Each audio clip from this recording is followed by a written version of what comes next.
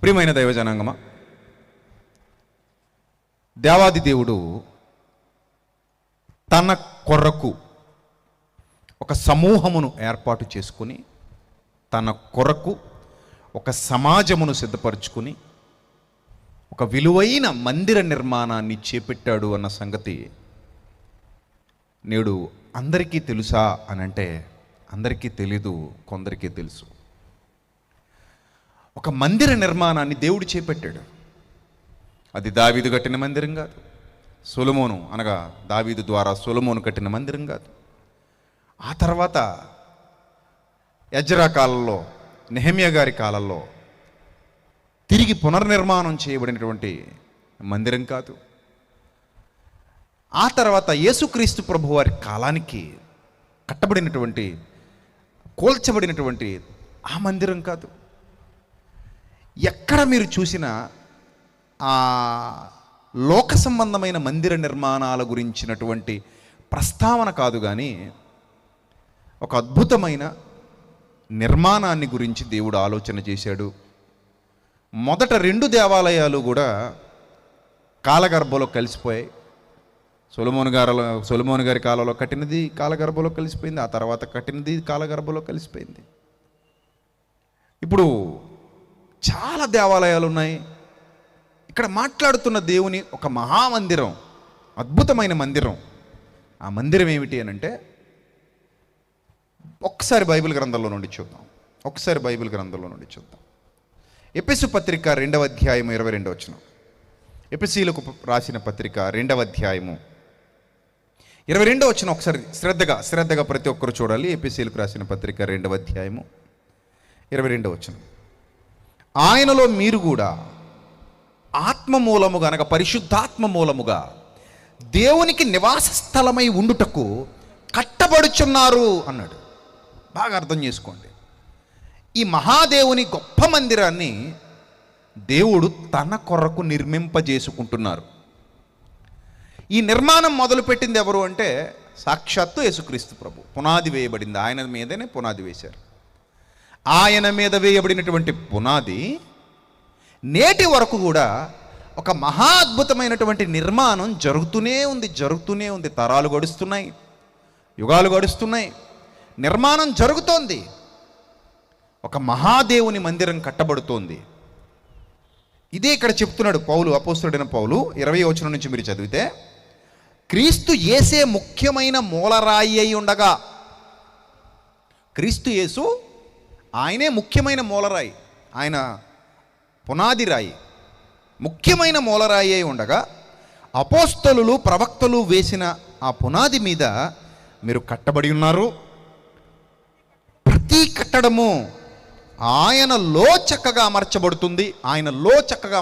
ప్రతి కట్టడము అన్నాడంటే ఇది చాలా పెద్ద మందిరం, చిన్నది కాదు. ఇది చాలా పెద్ద మందిరం, ఎన్నో కట్టడాల కలయిక ఈ మహాదేవుని మందిరం. ప్రతి కట్టడము ఆయనలో చక్కగా అమర్చబడి ప్రభువునందు పరిశుద్ధమైన దేవాలయమగుటకు వృద్ధి పొందుచున్నది. గమనించండి, ఆ వచనాన్ని జాగ్రత్తగా గమనించండి. ఏ మగుటకు? పరిశుద్ధమైన దేవాలయమగుటకు. అంటే ఒక కన్స్ట్రక్షన్ జరుగుతోంది, అది ఇంకా పూర్తిగా అలా అవుతూ వస్తుంది, ఇంకా అవుతుంది. అదొక మహాదేవుని మందిరం, అదొక అద్భుతమైన మందిరం, అదొక ఉన్నతమైన మందిరం. దానికి కొంత సమయం పడుతుంది. ప్రతి తరంలో కూడా ఆ కట్టడాలు లేపబడాలి, ఆ కట్టడాలు నిలబెట్టబడాలి. అవి అలా నిలబడుతూ వన్ ఫైన్ డే పూర్తయిపోద్ది. పూర్తవడం మనకు తెలీదు, ఆయనకే తెలుసు. అది ఎప్పుడు పూర్తవుతుందో, ఎప్పుడు పూర్తి చేయబోతున్నారో, ఎలా పూర్తి చేయబోతున్నారో మనకి తెలీదు. ఇంతవరకు ఏ మానవుడికి ఆ ఇన్ఫర్మేషన్ లేదు. కట్టడం మాత్రమే పని, పరిశుద్ధాత్మ మూలముగా కట్టడం మాత్రమే జరగాలి. కట్టాలి, కట్టుకుంటూ పోవాలి. అలా ఏదో ఒక రోజు ఈ పూర్తయింది ఆయన చెప్పాలి. ఆయన పూర్తయిందని చెప్పేంత వరకు ఈ మహాదేవుని మందిరం కట్టబడుతూనే ఉంటుంది. అదే ఇక్కడ చెప్పబడుతోంది. ఒక అద్భుతమైన దేవాలయం, ప్రతి కట్టడము ఆయనలో చక్కగా అమర్చబడి ప్రభువునందు పరిశుద్ధమైన దేవాలయమగుటకు వృద్ధి పొందుచున్నది. ఆయనలో మీరు కూడా అన్నాడు. ఎందుకంటే ఆ తరంలో పౌలు గారి పత్రిక ఎఫెసీయులకు ఎఫెసు పట్టణంలో ఉన్న వారికి రాసే సమయానికి మీరు కూడా సందర్భానుసారంగా బైబిల్ చదివితే ఆ కాలంలో ఈ పత్రిక ఎవరైతే తీసుకుంటున్నారో వాళ్ళని ఉద్దేశించి మీరు కూడా అన్నాడు. ఇప్పుడు మనం చదువుకుంటున్నాం కాబట్టి మీరు కూడా అంటాం. వాళ్ళను మీరు కూడా అని పౌలు సంబోధించిన మాట కరెక్టే. ఇప్పుడు మిమ్మల్ని నేను ప్రస్తావిస్తూ మీరు కూడా అని సంబోధిస్తున్నాం, ఈ మాట కూడా కరెక్టే. రెండు మాటలు కరెక్టే. ఎందుకంటే అది ఆ కాలానికి ఆపాదించబడుతుంటే ఇది ఇంకా పూర్తి కాలేదు గనుక, ఇంకా రన్నింగ్లో ఉంది గనుక, జరుగుతుంది గనుక ఈ ప్రక్రియ, ఇప్పుడు మనం కూడా ఈ మాట వాడుతున్నాం, ఇది కూడా కరెక్టే. అప్పుడు ఆ మాట కరెక్టే, ఇప్పుడు ఈ మాట కరెక్టే. మీరు కూడా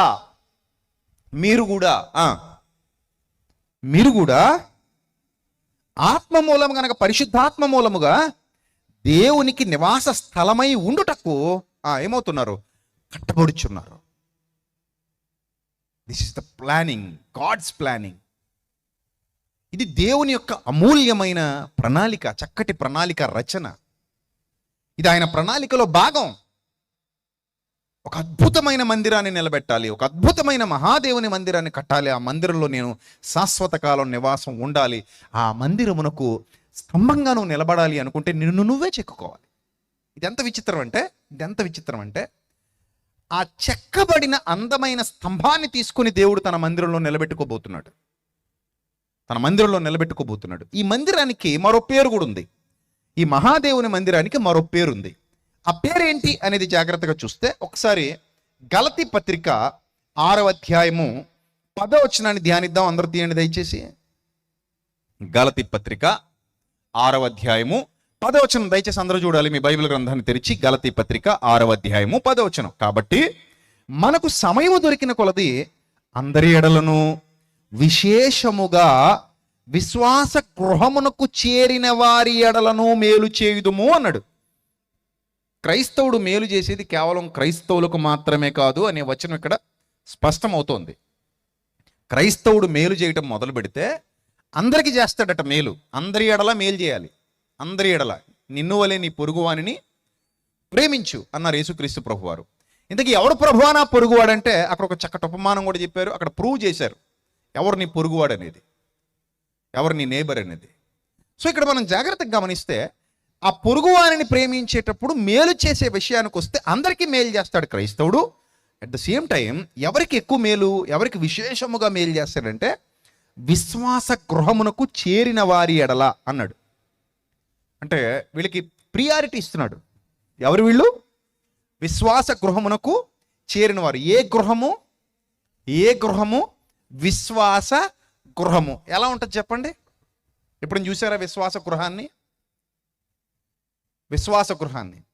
ఇటుకలతో కొట్టిన గృహాలు మనకు తెలుసు, తాటాకు గృహాలు మనకు తెలుసు, పెంకులతో చేసిన గృహాలు మనకు తెలుసు, సిమెంట్తో కట్టిన గృహాలు మనకి తెలుసు, చెక్కతో కట్టిన గృహాలు కూడా మనకి తెలుసు. చివరికి మంచుతో కట్టిన గృహాలు కూడా చూస్తున్నాం. ఇగ్లూస్ అంటారు వాటిని. మంచుతో కట్టుకుంటారు మంచు పర్వతాల్లో. సో ఇలా రకరకాల గృహాలు మనకు తెలుసు. కానీ ఇక్కడ మాట్లాడుతున్నటువంటి గృహం ఏ గృహం ఇది? విశ్వాస గృహము, ఫెయిత్ హోమ్. విశ్వాస గృహము. దీనికి రూపం ఉంటుందా? విశ్వాస గృహానికి రూపం ఉంటుందా? ఉండదు. రూపం లేని ఇల్లు, కనబడని ఇల్లు. ఎవరికి కనబడని ఇల్లు అంటే మనుష్యులకు కనబడని ఇల్లు. కానీ ఎవరికి కనబడే ఇల్లు తెలుసా? ఇది సాక్షాత్తు దేవునికి కనబడే ఇల్లు. ఈ విశ్వాస గృహం అనేది మనుషులకు కనబడదు, కానీ దేవునికి కనబడతాయి. ఈ ఇల్లు ఎంత బ్యూటిఫుల్గా ఉందో ఆయనకి తెలుసు. ఇల్లు ఎంత అందంగా, ఈ స్ట్రక్చర్ ఎంత బాగుందో, ఎంత నీట్గా ఉందో, లోపల డిజైన్ ఎంత బాగుందో, ఇంటీరియర్ ఎంత బాగుంది, ఇవన్నీ కూడా సర్వోన్నతుడైన దేవునికి తెలుసు. ఆ గృహము లేదా ఆ స్తంభము లేదా ఆ కట్టడము ఆయన దేవాలయానికి పనికొస్తుందో లేదో కూడా ఆయనకి తెలుసు. దాన్ని తీసుకొచ్చి అక్కడ ఏర్పాటు చేయడానికి ఆయన సంసిద్ధంగా ఉన్నాడు. ఈ మహాదేవుని మందిరంలో అది కూడా ఒక పాత్ర పోషిస్తుంది. మీరు బాగా అర్థం చేసుకోండి. రాత్రి ఒక బ్యూటిఫుల్ ప్లేస్లో, ఒక ఇంపార్టెంట్ ప్లేస్లో, ఒక ఉన్నతమైన స్థలంలో మనం కనబడటం అనేది మనకి ధన్యత అనుకుంటే, ఆ ప్లేస్కి వెళ్ళి నిలబడటమే ధన్యత అనుకుంటే, ఆ ప్లేసులో కనబడటమే ధన్యత అనుకుంటే, మహాదేవుని మందిరంలో నిన్ను నన్ను ఒక కట్టడంగా, ఒక స్తంభంగా, ఒక ప్రముఖమైన పాత్రగా నిలబెట్టడానికి దేవుడు ఇష్టపడుతున్నాడు. ఆయన మందిరంలో నువ్వు ఒక స్తంభానివి, ఆయన మందిరంలో నువ్వు ఒక అద్భుతమైన కట్టడానివి. అలాంటి ఒక సముచిత స్థానాన్ని దేవుడు కల్పిస్తున్నాడంటే అది ఎంత గొప్ప విషయం, అది ఎంత ఉన్నతమైన విషయం, అది ఎంత అతిశయించాల్సినటువంటి విషయం. మరి దానికి తగినట్టుగా నిన్ను నువ్వు మలుచుకుంటే నేరుగా తీసుకెళ్ళి అక్కడ పెట్టుకుంటారు. చూడండి, ఇల్లు కట్టుకోవాలనుకునేప్పుడు టైల్స్ గురించి వెతుకుతారు. ఒకవేళ టైల్ వేయించుకోవాలనుకుంటే ఆ టైల్స్ ముందు ఆ యజమాని దృష్టిని ఆకర్షించాలి. ఇది నా ఇంటికి బాగుంటుంది అంటే వెల చెల్లించి వెంటనే దాన్ని తీసుకొని తెచ్చేసుకుంటాడు. ఆయన ఇంటిలో ఆ టైల్ అతికించుకుంటాడు. శాశ్వత కాలం ఉంటుంది అది, రైట్? శాశ్వత కాలం ఆ టైల్ ఆ ఇంటిలో ఉంటుంది. అతికించుకుంటాడు ఇంటికి తీసుకెళ్ళి. నచ్చాలి, బాగుంది, ప్రోడక్ట్ బాగుంది, క్వాలిటీ బాగుంది, కలర్ బాగుంది, డిజైన్ బాగుంది, బ్యూటిఫుల్గా ఉంది. ఇంత అందంగా మలచబడినటువంటి ఈ టైల్ని నేనెందుకు వదిలేస్తాను, తీసుకెళ్తాను, నా ఇంట్లో పెట్టుకుంటాను. In the same sense, in the same way దేవుడు కూడా నిన్ను నన్ను చూసినప్పుడు ఆయనకు ఉపయోగపడే స్థితిలో, ఆయనకు పనికొచ్చే స్థితిలో, ఆయనకు నచ్చే స్థితిలో, ఆయన మెచ్చే స్థితిలో ఎప్పుడైతే చెక్కుకుంటావో ఆ కట్టబడినటువంటి విశ్వాస గృహము లోపల, విశ్వాస గృహం అంటే మళ్ళీ అక్కడ కూడా మొత్తం ప్లూరల్గా తీసుకోవచ్చు, అందులోనే మళ్ళీ విభాగాలు ఉంటాయి. మీకు తెలుసు కదా, శరీరము అంటే చాలా అవయవాల కలయిక. చెయ్యి ఒక్కటే శరీరం కాదు, కాలు ఒక్కటే శరీరం అనబడదు, తల ఒక్కటే శరీరం అనబడదు, మొండెం ఒక్కటే శరీరం అనబడదు. అదేవిధంగా అన్నీ కలిస్తే ఒక శరీరం ఎలా అవుతుందో, విశ్వాస గృహము అంటే అర్థం ఏంటంటే అనేక విశ్వాసాల సముదాయము, అనేక మంది విశ్వాసులు ఒక చోట చేరి, విశ్వాసులు సంఘము అంటే మీకు తెలుసు కదా, సంఘములన్నీ కలిస్తే సార్వత్రిక సంఘం అవుతుంది. సార్వత్రిక సంఘాన్ని విభజిస్తే సంఘములుగా విభాగింపబడుతుంది.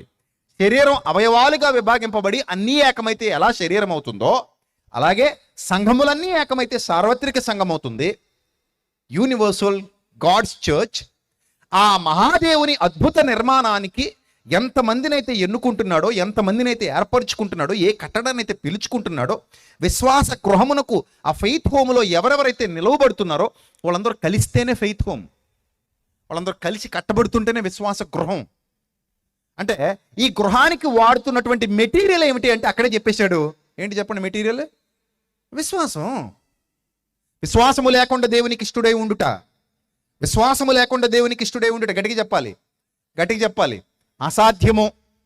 ఏంటది? అసాధ్యము. విశ్వాసం ఉంటేనే నీకు ఆ గృహంలోకి ప్రవేశం. విశ్వాసం లేని వాడికి ఆ గృహంలో ప్రవేశం లేదు. అందులో ఒక పిల్లర్గా మారాలంటే నీకు విశ్వాసం ఉండాలి. అందులో ఒక పిల్లర్గా నువ్వు ఉండాలంటే నువ్వు విశ్వాసం అనే ఆ క్వాలిటీ కలిగి ఉండాలి, లేకపోతే నీ లోపల రానివ్వరు. ఇప్పుడు నీ విశ్వాస గృహాన్ని, నీ విశ్వాసపు స్థాయిని నువ్వు పెంచుకుంటూ చక్కగా కట్టుకోవాలి. లోపల లోపల అంతరంగ మందిరాన్ని చక్కగా సిద్ధం చేస్తే తీసుకెళ్ళి దానికి కనెక్ట్ చేస్తారు. తీసుకెళ్ళి కనెక్ట్ చేస్తారు. ఒక బోగిని పట్టుకుని ట్రైన్ అంటావా? అనం కదా.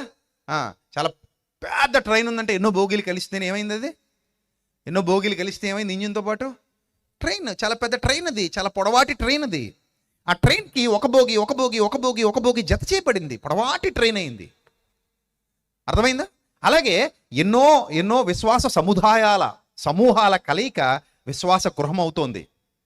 ఇక్కడ కట్టబడినటువంటి ఎవరికి వారే ప్రత్యేకం. ఏ స్తంభం బాగోపోయినా బిల్డింగ్ కూలిపోదు సుమా. స్తంభాలన్నీ బాగుండాలి. ఇప్పుడు చూడండి, అక్కడ మనకు పెద్ద కన్స్ట్రక్షన్ కనబడుతుంది, మందిరం, భౌతికమైన మందిరం. ఈ కన్స్ట్రక్షన్లో ఎన్నో స్తంభాలు ఉంటాయి లోపల, ఒకటి రెండుగా చాలా స్తంభాలు ఉంటాయి లోపల. ఈ స్తంభాలన్నీ కరెక్ట్గా ఉన్నాయి కాబట్టి బిల్డింగ్ అలా నిలబడింది. అందులో ఏ స్తంభం వీక్గా ఉన్నా, లోపల ఏ ఒక్క స్ట్రక్చర్ వీక్ అయినా, ఏ ఒక్క ఐరన్ రాడ్ వీక్గా పడినా, లేదా ఏ స్లాబ్ కన్స్ట్రక్షన్ చేసేటప్పుడు ఏమాత్రం వీక్గా ఉన్నా ఖచ్చితంగా ఆ కన్స్ట్రక్షన్ ఏమవుతుంది? బీటలు తీస్తుంది, కృంగిపోతుంది, సరిగా ఉండదు. అందుకే ఏ యజమాని కూడా వీక్గా ఉన్న పిల్లర్ని తీసుకెళ్ళి అందులో పెట్టడు. ఏ యజమాని కూడా వీక్గా ఉన్న ఐరన్ తీసుకెళ్ళి అక్కడ పెట్టడు. వీక్గా ఉన్న మెటీరియల్ వాడడు, ఎందుకంటే అది తన సొంత నిర్మాణం. ఇప్పుడు దేవుడు కూడా ఒక అద్భుతమైన నిర్మాణాన్ని చేపట్టాడని మనం తెలుసుకున్నాం. అది మహాదేవుని మందిరం అని మనం తెలుసుకున్నాం. ఆ మహాదేవుని మందిరం పూర్తవబోతోందని మనం తెలుసుకుంటున్నాం. ఆ మహాదేవుని మందిరం పూర్తయిపోతే, ఒకసారి ఇల్లు కట్టడం మొదలైపోయింది అనుకోండి, ఇల్లు కట్టడం పూర్తయిపోయింది అనుకోండి, ఇటుకలు ఇంకా వేయించుకుంటారా మీరు? లోడు తెప్పిస్తారు, ఇటుకల లోడు మిమ్మల్ని అడుగుతున్నాను నేను. ఇల్లు కట్టడం పూర్తయిపోయింది, ఇటుకల్లోడు తెప్పిస్తారా? చెప్పండి. తెప్పించరుగా. ఇల్లు కట్టడం పూర్తయిపోయింది, ఐరన్ తెప్పిస్తారా లోడు? చెప్పండి. తెప్పించరు, అయిపోయింది, ఇంకా ఇట్స్ ఓవర్, కంప్లీట్ అయిపోయింది. కంప్లీట్ అయిపోయిన తర్వాత నేను మరలా ఇటుకల లోడ్ ఆర్డర్ ఇచ్చానని చెప్పేసి, లేకపోతే ఐరన్ లోడ్ ఆర్డర్ ఇచ్చాను, ఇసుక ఆర్డర్ ఇచ్చాను, తెప్పిస్తున్నాను ఇసుక, ఒక లారీలు 10 లారీలు ఇసుక వస్తుంది. ఎందుకు? మనకి ఉపయోగం లేదు. No need. మనకి ఇప్పుడు ఇసుక అవసరం లేదు, ఇటుక అవసరం లేదు, ఐరన్ అవసరం లేదు, ఎవరు అవసరం లేదు, మనకు మెటీరియల్తో పని లేదు ఇంకెందుకంటే కంప్లీట్ అయిపోయింది. ఈ విషయం మీకు అర్థమవుతుందో లేదో, ఒక్కోసారి తలుచుకుంటే భయం వేస్తుంది. ఏమేస్తుంది? భయం వేస్తుంది. ఎందుకు భయం వేస్తుంది చెప్పనా? నిన్ను పక్కన పెట్టేశాడు అంటే నిన్ను వాడట్లేదు ఆ మందిరానికి అని అర్థం. నిన్ను పక్కకి తప్పించేశాడంటే ఆ మందిరంలో నువ్వు లేవని అర్థం. ఆ మందిరంలో నిన్ను పెట్టుకోవడానికి ఆయన ఇష్టపడట్లేదని అర్థం. అంటే నీకు సరైన చూడండి, అప్పుడప్పుడు ఇటుకలు పక్క తీసేస్తుంటారు. పోత పోసేటప్పుడు ఇటుకలు ఏం చేస్తుంటారు? పక్క తీసేస్తారు. ఎందుకంటే సరిగా ఫామ్ అవ్వలేదు, అది బేటలు వచ్చేసింది, వంకర అయిపోయింది, పోత సరిగా పోయబడలేదు. పోత సరిగా పోయబడలేదు కాబట్టి ఈ ఇటుక గోడ కట్టడానికి పనికిరాదు, కాబట్టి ఇది క్వాలిటీగా లేదు కాబట్టి తీసేసాం, పక్కకు తీసేసాం, తప్పించేసాం. అండ్ ద సేమ్ వే దేవుడు కూడా సమస్తాన్ని పరీక్షించే లోపల పెడతాడు. సమస్తాన్ని పరీక్షించి లోపల పెడతాడు. అంటే సమస్తాన్ని పరీక్షించి లోపల పెడతాడంటే ఆ మహాదేవుని మందిరంలో ఒక పిల్లర్గా నువ్వు నిలబడాలి అంటే, నువ్వు కనబడాలి అంటే ఖచ్చితంగా నువ్వు నీ ఎఫర్ట్స్ పెట్టాల్సిందే. ఖచ్చితంగా నువ్వు నీ సామర్థ్యాన్ని నిరూపించుకోవాల్సిందే. ఖచ్చితంగా నీ యొక్క యథార్థతను నిరూపించుకోవాల్సిందే. ఖచ్చితంగా నీ గృహాన్ని నువ్వు చక్కగా కట్టుకోవాల్సిందే. నీ విశ్వాస గృహాన్ని చక్కగా కట్టుకోవాల్సిందే. నీ అంతరంగ మందిరాన్ని నువ్వు చక్కగా నిర్మించుకోవాల్సిందే. నువ్వు నిర్మించుకోకపోతే నువ్వు ఫెయిల్ అయిపోతావు, తీసేస్తారు పక్కకే. అంతెందుకు, మీరు టైల్స్ కంపెనీకి వెళ్ళండి, సెకండ్ హ్యాండ్లు ఉంటాయి, ఫస్ట్ హ్యాండ్లు ఉంటాయి. మనకి సెకండ్ హ్యాండ్లు కావాల్సిన వాళ్ళు సెకండ్ హ్యాండ్లు తీసుకెళ్ళిపోతారు, ఫస్ట్ హ్యాండ్లు కావాల్సిన వాళ్ళు ఫస్ట్ హ్యాండ్లు తీసుకెళ్తారు. బ్రాండెడ్, మళ్ళీ జాన్సన్ కంపెనీ ఉందనుకోండి, బ్రాండెడ్. అందులోనే ఈ టైల్ చాలా బాగా చేయబడింది, ఇందులో ఎక్కడ డ్యామేజ్ లేదు, కనీసం ఇంత కూడా గీత లేదు, ఇంత కూడా ఒక కట్టవలేదు, హ్యాపీగా వాడేద్దాం, తీసుకెళ్ళండి, నెంబర్ 1 క్వాలిటీలో పెట్టండి. బాగా నెంబర్ 1 క్వాలిటీ కావాలనుకున్నటువంటి వాళ్ళు అది పట్టుకెళ్తారు. లేదంటే మొక్కలు ఇరిగిపోయినాయి, చెక్కలు ఇరిగిపోయినాయి, గీతలు పడిపోయినాయి, మధ్యలో ఇరిగిపోయినాయి, ఏదోలా అడ్జస్ట్ చేసుకుంటాం అనుకున్న వాళ్ళు సెకండ్ హ్యాండ్లు పట్టుకెళ్తారు. ఈ సెకండ్ హ్యాండ్లకి రేటు తగ్గిపోయింది. ఒకే దాంట్లో మెటీరియల్ ఒకలాగే పోసారు, ఒకే కంపెనీలో తయారైంది, కానీ ఫస్ట్ క్వాలిటీ వేరుగా పెట్టారు, సెకండ్ క్వాలిటీ వేరుగా పెట్టారు. ఇక్కడ విచిత్రం ఏంటంటే ఫస్ట్ క్వాలిటీని ఈ లోకంలో కట్టుకునే వాళ్ళు తీసుకెళ్తారు, సెకండ్ క్వాలిటీని కూడా ఈ లోకంలో కట్టుకునే వాళ్ళు తీసుకెళ్తారు. కానీ మహాదేవుని మందిర నిర్మాణానికి సెకండ్ క్వాలిటీ తీసుకోవడానికి జరగవు. ఏం జరగవు? మహాదేవుని మందిరానికి ఓన్లీ ఒకే క్వాలిటీ తప్ప, ఫస్ట్ క్వాలిటీ తప్ప సెకండ్ క్వాలిటీని తీసుకోవడం అనేది జరగదు. దీన్ని బట్టి మీరు అర్థం చేసుకోవచ్చు, నేను ది బెస్ట్ ఉంటేనే అక్కడ నేను సెలెక్ట్ చేయబడతాను. ది బెస్ట్ ఉంటేనే సెలెక్ట్ చేయబడతాను. ఏమాత్రం తేడాపాడాగా ఉన్నా, నా క్వాలిటీ ఏమాత్రం తగ్గిపోయినా, నా ఫెయిత్ హోమ్ ఏమాత్రం వీక్గా ఉన్నా, విశ్వాసము లేకుండా చెప్పండి, విశ్వాసము లేకుండా చెప్పండి, మీ అందరూ చెప్పాలి, మీ నోటితో నేను వినాలి, గట్టి చెప్పాలి. విశ్వాసము లేకుండా దేవునికి ఇష్టడై ఉండుట అసాధ్యము, ఇంపాసిబుల్. నీ వల్ల కాదు, నిన్ను అసలు రానివ్వడు, యాక్సెప్ట్ చేయడు, వద్దు నాకు, అది నాకు వద్దంటాడు ఆయన. నా క్వాలిటీ నచ్చలేదు కాబట్టి నేను ఈ అద్భుతమైన మందిరానికి నేను ఈ లో క్వాలిటీ నేను వాడలేను. అందుకే అన్నాడు, విశ్వాసము లేని మూర్ఖతరము వారలారా నేను ఎంతకాలం మీతో కూడా ఉందును. యేసుప్రభు అన్నమాట. అల్ప విశ్వాసులారా నేను ఎంతకాలం మీతో కూడా ఉంటాను. నేను ఎంతకాలం మీతో కూడా ఉంటాను. ఇంకా ఎప్పుడు రేజ్ అవుతారు మీరు, ఎప్పుడు బలపడతారు మీరు, ఎప్పుడు స్థిరపడతారు మీరు, ఎప్పుడు ఒక అందమైన మందిరాన్ని లోపల కట్టుకుంటారు మీరు. ఆ లోపల అందమైన మందిరం కట్టుకోకపోతే, ఆ లోపల అందమైన మందిరం నిర్మించబడకపోతే, దేవుడు నన్ను సెలెక్ట్ చేసుకోవడానికి వచ్చినప్పుడు యు ఆర్ నాట్ సెలెక్టెడ్ అంటాడు. అంతే, యు ఆర్ నాట్ సెలెక్టెడ్ అన్నాడంటే అయిపోయినట్టే. ఇంక నేను రానివ్వరు అసలు లోపలికి. ఎన్నో ఇంటర్వ్యూలకు వెళ్తున్నారు ఎంతోమంది చదువుకున్న పిల్లలు, కానీ అందరూ సెలెక్ట్ అవుతున్నారా? ఎంతమంది నిరాశతో వెనక్కి వచ్చేస్తున్నారు? ఎంతమంది నిస్పృహతో వెనక్కి వచ్చేస్తున్నారు, ఎంతమంది బాధతో వెనక్కి వచ్చేస్తున్నారు సర్టిఫికెట్లు పట్టుకుని. They are not selected. Yes, they are not qualified.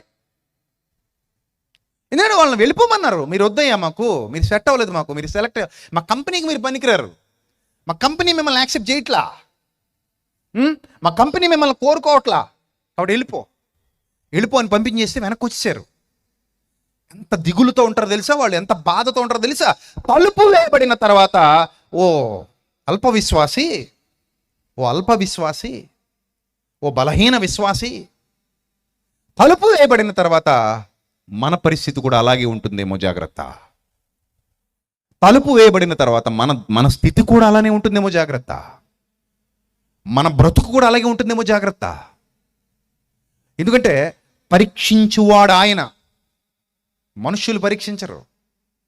కట్టేది మనుష్యులు, నిలబెట్టేది మనుష్యులు, చెప్పేది మనుష్యులు, ప్రకటించేది మనుష్యులు, పరిచర్య చేసేది మనుష్యులు, దేవుని సేవకులు, దేవుని పక్షాన నిలబడిన వారు సత్యముతో, సత్యవాక్యముతో చెక్కుతారు. కానీ పరీక్ష ఆయన పెడతాడు. పనోళ్ళు బోలెడంతమంది ఉంటారు కంపెనీలో, వాళ్ళందరూ పని చేస్తారు, ప్రోడక్ట్ రెడీ చేస్తారు, తీసుకొస్తారు, ఆయన ముందు పెడతారు. కానీ టిక్ పెట్టేది ఎవరు? దేవుడు. ఆ పరిచర్య నిలబడిందా నిలబడదా, దేవుని యొక్క తీర్పులో అది టిక్ పెట్టబడుతుంది. ఇప్పుడు మనం అనుకుంటున్నాం, మేము అందరం ఇక్కడ ఉన్నాం, మేము అందరినీ దేవుడు వాడుకుంటాడు, ఇక్కడ ఎవరిని వదిలేస్తాడండి, ఎవరిని వదిలేడు, అందరినీ వాడేసుకుంటాడు దేవుడు, అందరూ పిల్లర్సే అని అనుకుంటున్నాం మనం. కానీ మనం అనుకునేది వేరు, ఆయన అనుకునేది వేరు. ఇది మీరు గ్రహించాలి. రాత్రి దేవుని ఆత్మ చెబుతున్న సంగతులు ఎవడు గ్రహించునో వాడు వివేకి. ఆత్మ చెబుతున్న మాటలు చెవిగలవాడు వినుగాక. ఆత్మ చెబుతున్న సంగతులు అర్థం చేసుకున్నవాడు ధన్యుడు. ఈ కడవరి దినాలలో పూర్తయిపోతుందట మందిరం. మరి మనం పరిస్థితి ఏంటి? లోపలికి వెళ్తామా, బయటికి పోతామా? అది డైలమాలో ఉన్నాం మనం. మందిరం పూర్తయిపోతే ఇంక మళ్ళీ ఎవరిని తీసుకోరు. ఇంక లేదండి, అయిపోయింది అంటారు. క్లోజ్ బోర్డు పెట్టేస్తారు, క్లోజ్ అని బోర్డు పెట్టేస్తారు, క్లోజ్డ్, అయిపోయింది, క్లోజ్ చేసేసాం, ఇంక లేదు అన్నప్పుడు తట్టుకోగలిగే ధైర్యం మనకుందా అని అడుగుతున్నాను నేను ఈ రాత్రి. ఒకసారి మిమ్మల్ని మీరు పరీక్షించుకోండి. క్లోజ్డ్ బోర్డు పెట్టేసిన తర్వాత, క్లోజ్ చేసేసామని బోర్డు పెట్టేసిన తర్వాత నువ్వు అందులో లేవు అని నీకు అర్థమైన నాడు తట్టుకోగలిగే ధైర్యం నీకుందా? ఎంతమందికి ఉంది చెప్పండి. మిమ్మల్ని అడుగుతున్నాను, ఎంతమందికి ఉంది ఆ ధైర్యం? అంటే దీన్ని బట్టి ఇప్పుడు మీరు ఏం చేయాలి?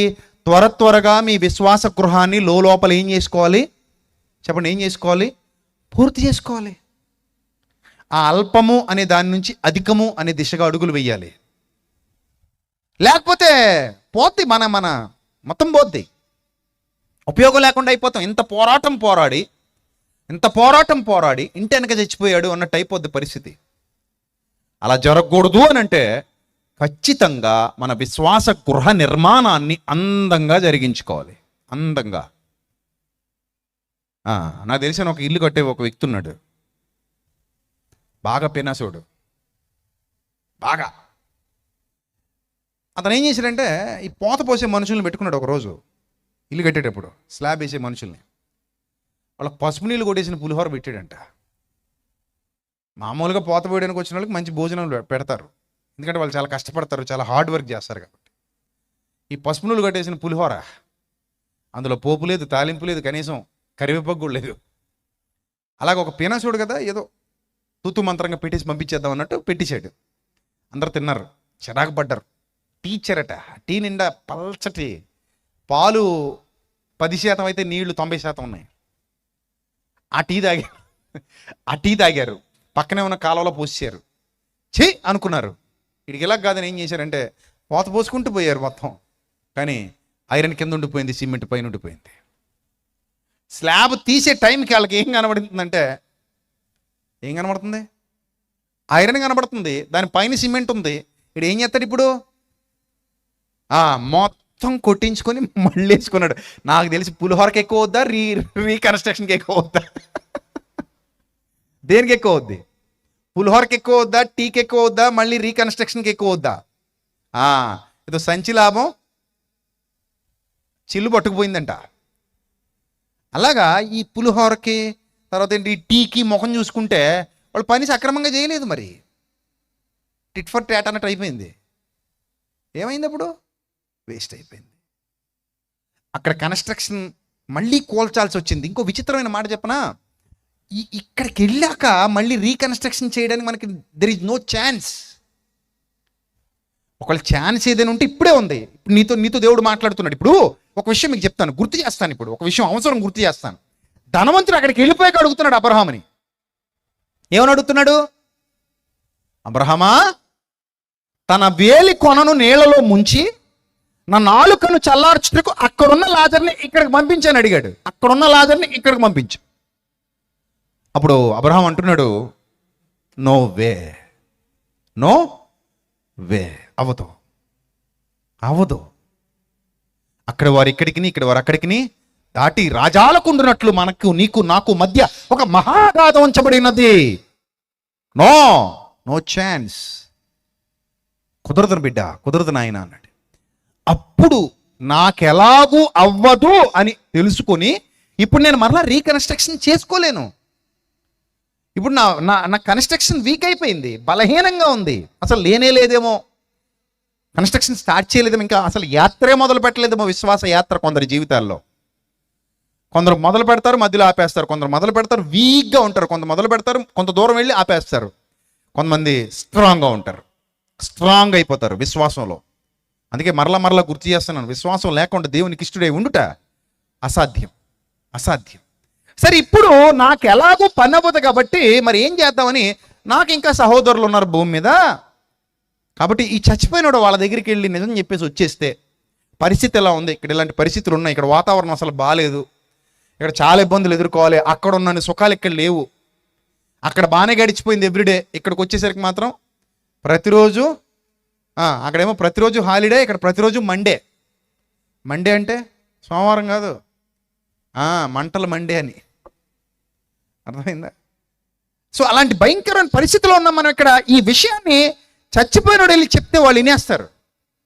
కాబట్టి దయచేసి ఆ లాజర్ని మా తమ్ముళ్ళు దగ్గర పంపి వాళ్ళకి చెప్పమని నా మాటగా, నాలా బతకొద్దని, నాలా అరకొరగా ఉండొద్దని, నాలా అన్సెలెక్టెడ్ పర్సన్గా ఇక్కడికి రావద్దని, నాలా తృణీకరించబడిన వాడిగా ఇక్కడికి రావద్దని, నాలా విడువబడిన వాడిగా ఇక్కడికి రావద్దని, నాలా త్రోసివేయబడిన గుంపులో ఉండి ఇక్కడికి రావద్దని ఒకసారి వెళ్ళి చెప్పించు బాబు, ప్లీజ్ పంపించు అని అంటే, అప్పుడు అన్నాడు, నాయనా మాట చాలుగా.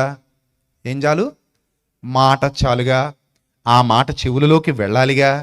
ఆ వెళ్ళే మాట, ఆ సత్యము చచ్చినోడు బతికెళ్ళి చెప్తేనే సత్యం కాదు, బతుకున్నోడు చచ్చిన వారికి చెప్పినా సత్యమే.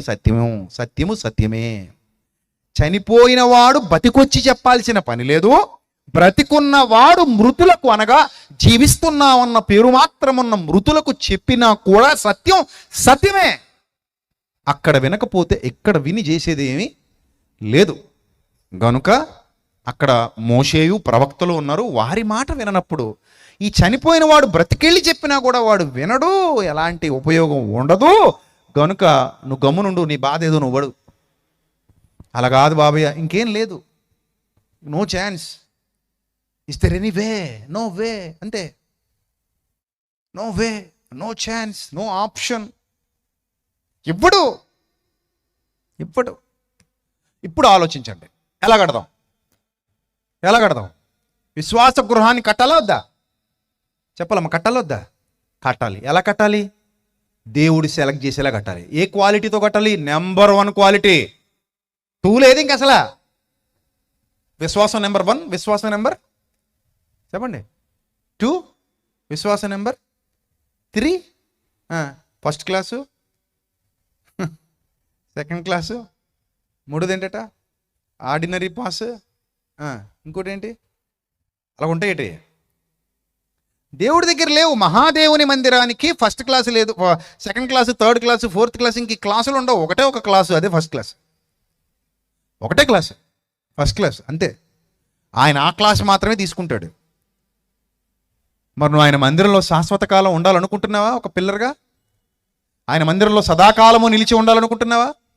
ఆ మహాదేవుని మందిరంలో నిన్ను కూడా ఒక పాత్రగా, ఒక స్తంభంగా నిలబెట్టాలనుకుంటున్నాడు, సత్యానికి స్తంభంగా. మరి ఉంటావా? అలా నువ్వు కనబడతావా? అలా సెలెక్ట్ అవుతావా? దాన్ని సాధిస్తావా? దానికోసం పరిగెడతావా? దానికోసం యుద్ధం చేస్తావా? దానికోసం పోరాడతావా? దానికోసం కష్టపడతావా? దానికోసం నిన్ను నువ్వే చిక్కుకుంటావా? దానికోసం వాక్యాన్ని నీలో పెట్టుకొని ఆయనకు అనుకూలంగా మారతావా? మారాలి. ఒకటి కావాలనుకుంటే ఒకటి చెయ్యాలి. అందుకే ఒక సూత్రం ఉంటుంది, no pain no gain. No pain no gain. కష్టే ఫలే అన్నారు తెలుగులో. కష్టే ఫలే. నువ్వు కష్టపడు, ఫలితం వస్తుంది. కష్టపడవా, ఫలితం రాదు. నువ్వు ఏం విత్తుతావో చెప్పు, నువ్వేం విత్తుతావో ఆ పంటనే కోస్తావు. అంతే. మరి నువ్వు చేస్తావా, సంపాదిస్తావు. ఏం చేయవా, సంపాదించుకోవు. నీకు కావాలా, పరిగెత్తు. నీకు కావాలా, పరిగెత్తు. నీకు వద్దా, కూర్చో, పడుకో. ఇక్కడే పడుకో, పడుకో.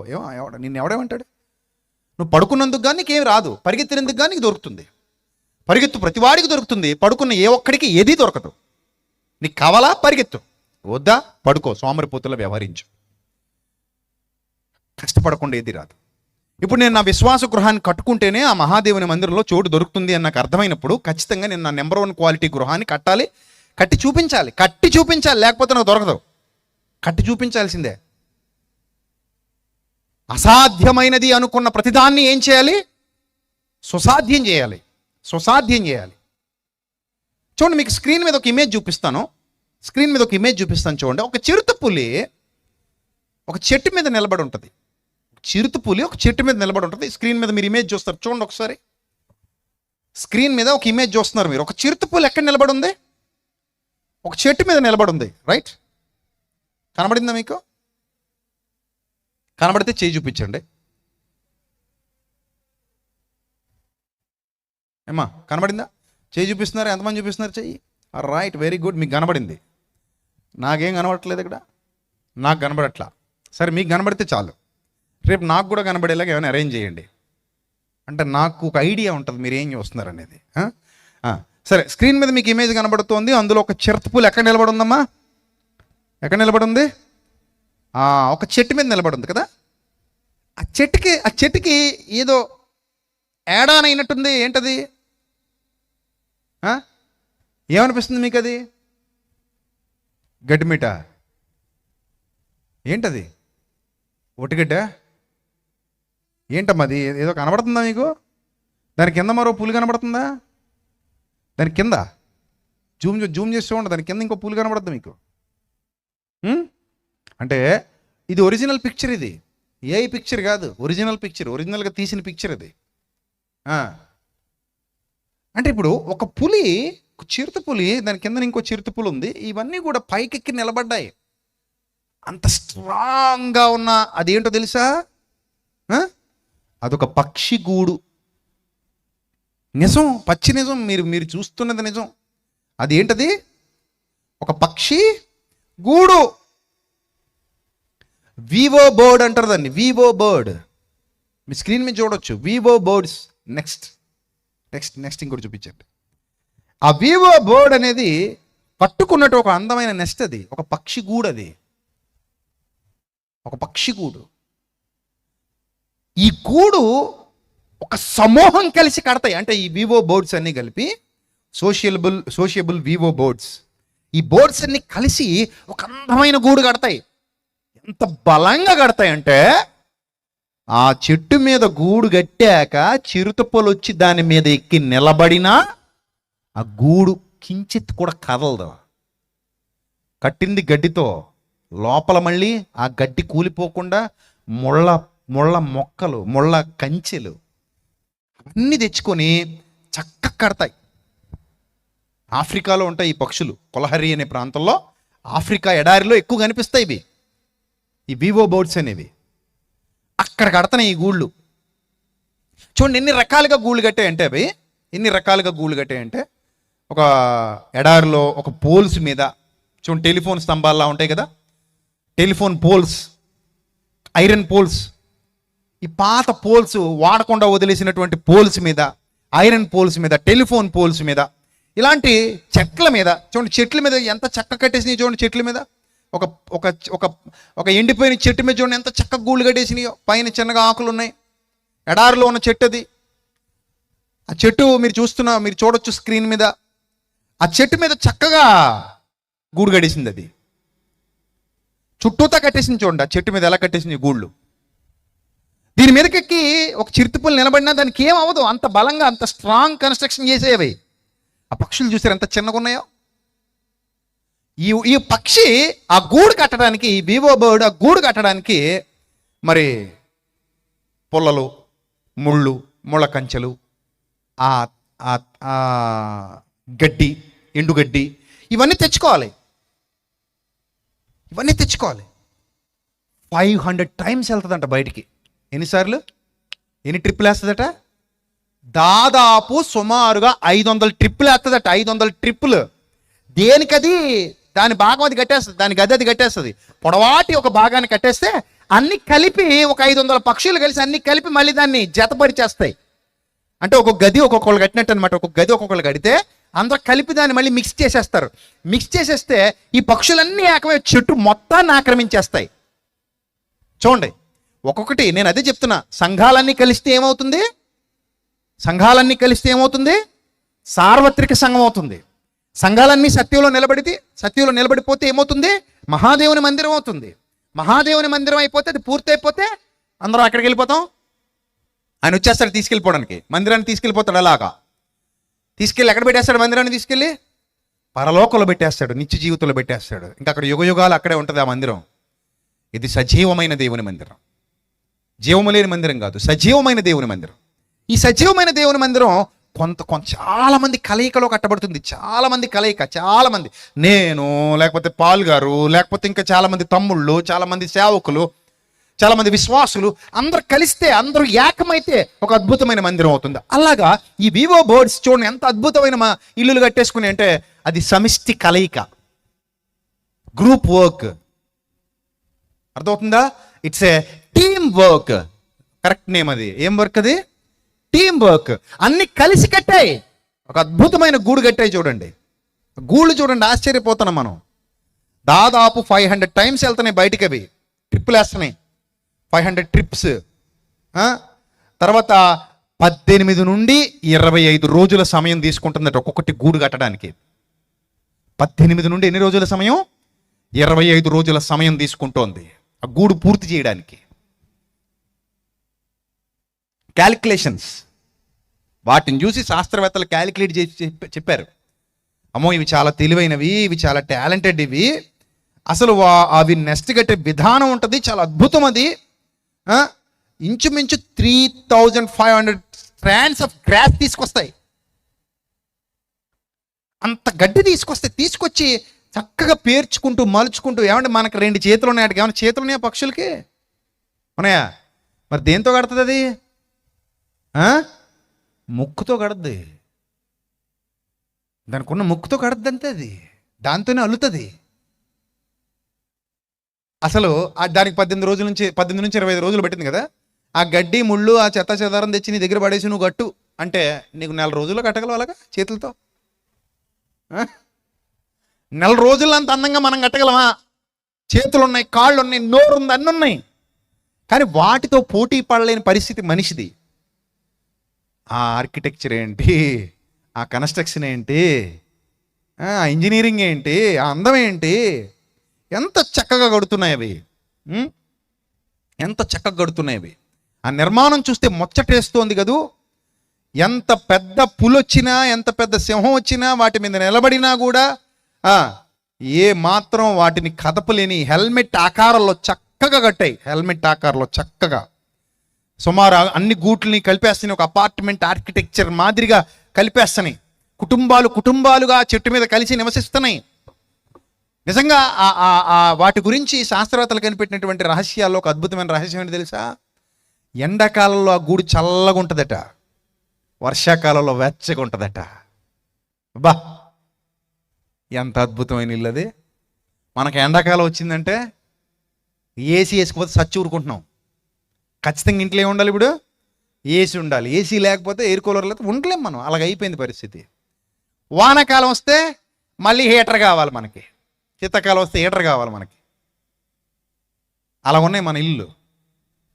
కానీ చూసారా ఎంత అద్భుతమైన, అసలు నేచురల్గా ఎంత అందంగా నేచురల్గా కట్టుకున్నాయి అంటే అవి బలంగా కట్టుకున్నాయి. ఆ ఇంటీరియర్ డిజైనింగ్ అంత బాగుంది. లోపల ఆ ఇంటీరియర్ మొత్తం అద్భుతంగా డిజైన్ చేసుకున్నాయి. మీరు స్క్రీన్ మీద చూసే ఆ గూళ్ళన్నీ కూడా చాలా అద్భుతంగా. అలాగే వేరే ఏ జీవులు లోపలికి వచ్చి వాటిని అటాక్ చేయకుండా, వేరే ఏ జీవులు లోపలికి వచ్చి వాటిని తినేయకుండా చక్కటి ప్రొటెక్షన్ ఏర్పాటు చేసుకునే ముళ్ళు తెచ్చిపెట్టుకుంటాయి. ఆ లోపలికి కింద నుంచి పైకి వెళ్తాయి. అవి కింద నుంచి వెళ్తుంది డోర్ ఎక్కడి నుంచి ఉంటుంది? అండర్ గ్రౌండ్లోంచి పడితే డోరు కింద నుంచి పైకి వెళ్ళిపోయి పైన ఒక రూమ్ ఏర్పాటు చేసుకుంటాయి. ఆ రూమ్లో సురక్షితంగా నివసిస్తాయి. వాటి జీవితకాలం మనకులాగా 60 సంవత్సరాలు, అధిక బలం ఉన్న ఎడల 80 సంవత్సరాలు కాదు. వాడి జీవితకాలం చాలా తక్కువ. మహా అయితే 5 to 10 years కూడా ఉండవేమో అవి. అంత అతి చిన్న జీవితకాలం కలిగినటువంటి ఆ పక్షులు అంత అద్భుతమైన నిర్మాణం చేసుకుంటే దాదాపు ఆ గూడు ఇంచుమించుగా ఒక 60-70 సంవత్సరాల పాటు అట్టనే ఉంటుందట. అందులో చాలా తర్వాత పక్షులు కూడా, వాటికి పుట్టిన పిల్లలు కూడా అందులో నివసించేంతగా ఒక స్ట్రాంగ్ కన్స్ట్రక్షన్ చేస్తాయి, స్ట్రాంగ్గా కట్టుకుంటాయి. అలాగే ఆ ముళ్ళులు కొమ్మలు అమర్చి వేరే ఏవి అటాక్ చేయకుండా తమను తాము సంరక్షించుకుంటాయి. అలాగా చిన్న జీవితానికి అంత కష్టపడి మంచి నిర్మాణం చేసుకుంటున్నాయి వివో బోర్డ్స్. మీరు గమనించండి, ప్రకృతిని చూసి దేవుడు పాఠాలు నేర్చుకోమన్నాడా లేదా? చెప్పాలి. ప్రకృతిని చూసి దేవుడు పాఠాలు నేర్చుకోమన్నాడా లేదా? నేర్చుకోమన్నాడు. ఇంతకీ ఎందుకు అంత స్ట్రాంగ్ కన్స్ట్రక్షన్ కావాలి? చిరుతుపుళ్ళు వచ్చి వాటిని తినేయకూడదు, పాములు వచ్చి వాటిని మింగేయకూడదు, వేరే ఏ ఇతర తోడేళ్ళు కానీ లేకపోతే నక్కలు కానీ వచ్చి వాటిని మింగేయకూడదు, వాటి పిల్లలు తినేయకూడదు, వాటి గుడ్లు తినేయకూడదు. ఇవన్నీ కాపాడుకోవాలంటే వాటికి ప్రొటెక్షన్గా ఒక మంచి హౌస్ కావాలి, ఒక మంచి నిర్మాణం కావాలి.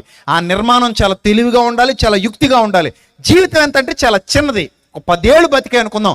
10 ఏళ్ల కోసం అంత కష్టపడితే, లేదా 5 ఏళ్ల కోసం అంత శ్రమిస్తే, ఒక పక్షి తన చిన్న జీవితకాలం కోసం అంత శ్రమిస్తే, ఓ విశ్వాసి, ఈ రాత్రి నిన్ను అడుగుతున్నాను నేను, ఓ విశ్వాసి, యుగాల జీవితకాలం కోసం నువ్వు ఎంత శ్రమించాలి? యుగాల నీ జీవితకాలం కోసం, యుగాల నీ సౌఖ్యం కోసం, యుగాల నీ సంతోషం కోసం, యుగాల నీ ఆనందం కోసం, యుగాలు దేవుని సన్నిధిలో చిరకాలము నివసించడం కోసం నువ్వు ఎంత శ్రమించాలి? ఎంత అందంగా, ఎంత చక్కగా విశ్వాస గృహాన్ని కట్టుకోవాలి, నిలబెట్టుకోవాలి. ఆలోచించి రాత్రి, ఒక పక్షికున్న జ్ఞానం నీకుందా? ఒక పక్షి మెదడులో ఉన్న జ్ఞానం ఈరోజు 1350 గ్రాములు బరువు, పెద్ద మెదడు చిన్న మెదడు, 1350 గ్రాముల బరువు ఉన్న ఒక చక్కటి పెరుగు లాంటి పదార్థం మన బ్రెయిన్ అంటే అదే దేవుడు పెట్టాడు లోపల. బోలుడంత మెమరీ ఉంది ఇందులో. జ్ఞానం ఇచ్చాడు, వివేకం ఇచ్చాడు, తెలివి ఇచ్చాడు, ఆలోచన ఇచ్చాడు. భూజంతువులకు లేని, పక్షులకు లేని, సముద్ర జీవులకు లేని తెలివితేటలన్నీ నీ తలకాయలో దేవుడు పెట్టి ఆయన పోలికలు, ఆయన స్వరూపులు చేసి లోకానికి పంపించాడు. వాటికి ఇవ్వలేదంత జ్ఞానాన్ని నీకు నాకు ఇచ్చాడు దేవుడు. మరి ఏం చేయాలి? రాత్రి ఆలోచన చేద్దాం ఒకసారి. ఆ పక్షితో మరి పోల్చి దేవుడు నీకు తీర్పు తీరిస్తే ఏం చెప్తావు? ప్రభువా, సరిగా కట్టుకోలేకపోయిన ప్రభువా. ఏరా నాయన, మెటీరియల్ దొరకలేదా? బోల్డ్ దొరికింది ప్రభువా. టైం లేదేమో పాపం బిడ్డ. టైం అంటావా ప్రభా? అబ్బో బోల్డ్ టైం ఉంది ప్రభా. మరి టైం ఉంది, మెటీరియల్ ఉంది, అన్నీ ఉన్నాయి, సత్తు ఉంది, అవకాశం ఉంది. ఎందుకురా నాయన ఇంత వీక్గా ఉన్నావు అంటే అప్పుడు నువ్వేం చెప్తావు సమాధానం? కట్టుకొనుటలో వైఫల్యం చెందాను తండ్రి, నిలబెట్టుకొనుటలో వైఫల్యం చెందాను తండ్రి, అందుకే నేను సెలెక్ట్ కాలేదు. అవకాశాలు పుష్కలంగా ఇచ్చావు దేవా. నువ్వు నాకు అవకాశాలు కరువు చేయలేదు. బోలెడన్ని అవకాశాలు నా చుట్టూతా ఉంచావు. నాకు వాక్యం దొరికింది, పరిచర్య దొరికింది, సహవాసం దొరికింది, చక్కటి స్థితిలో నిలబెట్టావు, ఆరోగ్యం ఇచ్చావు, అంతస్తులు ఇచ్చావు, వెండి బంగారాలు ఇచ్చావు, భూమి మీద నాకు కావలసిన సమస్తాన్ని సమకూర్చి పెట్టావు. నాకు ఏ లోటు నువ్వు చేయలేదు. నేను పెట్టగలిగే స్థితిలో ఉన్నాను తప్ప అడుక్కునే స్థితిలో లేను. నేను ఇవ్వగలిగే స్థితిలో ఉన్నాను తప్ప తీసుకునే స్థితిలో లేను. అన్ని విధాల సర్వశ్రేష్టమైన స్థితిలో, సంపన్నమైన స్థితిలో కడుపు నిండిన వాడనై నిన్ను సేవించటానికి ముందుకొచ్చిన వాడనుగా ఉన్నాను. నేను నాకే మేలు నువ్వు కొదువు చేయలేదు. నేను అడిగినవన్నీ నాకు సమకూర్చి పెట్టావు. నాకు కూడా ఆ మాట ఇష్టం, అడుగుడి మీకు ఇయ్యబడును. నువ్వు ఇవ్వాలి, నేను అడగాలి, నేను అడగాలి, నువ్వు ఇవ్వాలి. ఇది ఒక్కటే నడవాలి, అలాగే చచ్చిపోవాలి. అంతే కదా? చాలామందికి ఇదే ఇష్టం, అడుగుడి మీకు ఇవ్వబడును. ప్రభువా నువ్వు ఇచ్చే, నేను అడుగుతా. ఏం అడుగుతావు? నాకు అవసరమైన నన్ను అడుగుతా, ఇచ్చేయి. మరి నీకు అవసరమైంది నేను ఇవ్వను. నాకు అవసరమైంది మాత్రం నువ్వు ఇచ్చేయి. నీకు అవసరమైనట్టుగా నేను మారను. అంతే అంతే జీవితం. ఓ పక్షికున్న జ్ఞానం మనకు ఉండాలా అవుతా? చెప్పండి. ఒక పక్షికున్న జ్ఞానం మనకు ఉండాలా వద్దా? ఈ రాత్రి ఒక పక్షి అంత జ్ఞానయుక్తంగా ప్రవర్తిస్తున్నప్పుడు, ఒక పక్షి తన పిల్లలంత చక్కగా కాపాడుకుంటున్నప్పుడు, ఒక పక్షి తన నిర్మాణాన్ని అంత చక్కగా పూర్తి చేస్తున్నప్పుడు, ఒక పక్షి మన కళ్ళ ముందు అంత అద్భుతమైన ప్రొటెక్షన్ తన కోసం ఏర్పాటు చేసుకుంటూ బ్రతుకుతున్నప్పుడు, తన చిన్న జీవిత కాలంలో ఎంత తెలివిగా వ్యవహరిస్తున్నప్పుడు, ఓ క్రైస్తవుడా, క్రైస్తవురాలా, నువ్వెంత తెలివిగా ఉండాలి, ఎంత యుక్తిగా ఉండాలి, ఎంత జ్ఞానంగా ఉండాలి, ఎంత అద్భుతంగా ఎదగాలి, ఎంత గొప్పగా మారాలి. ఆలోచిస్తున్నావా ఈ రాత్రి? నువ్వు ఎంత గొప్పగా మారాలి, ఎంత గొప్పగా ఉండాలి. మరొక మాట చూద్దాం. దైవ గ్రంథంలో నుండి మరొక మాట చూద్దాం. సామెతల గ్రంథం 24వ అధ్యాయము 3వ వచనం. సామెతల గ్రంథం 24వ అధ్యాయము 3వ వచనం. మరొక అద్భుతమైన ప్రూఫ్ చూపిస్తాను మీకు స్క్రీన్ మీద చూడండి.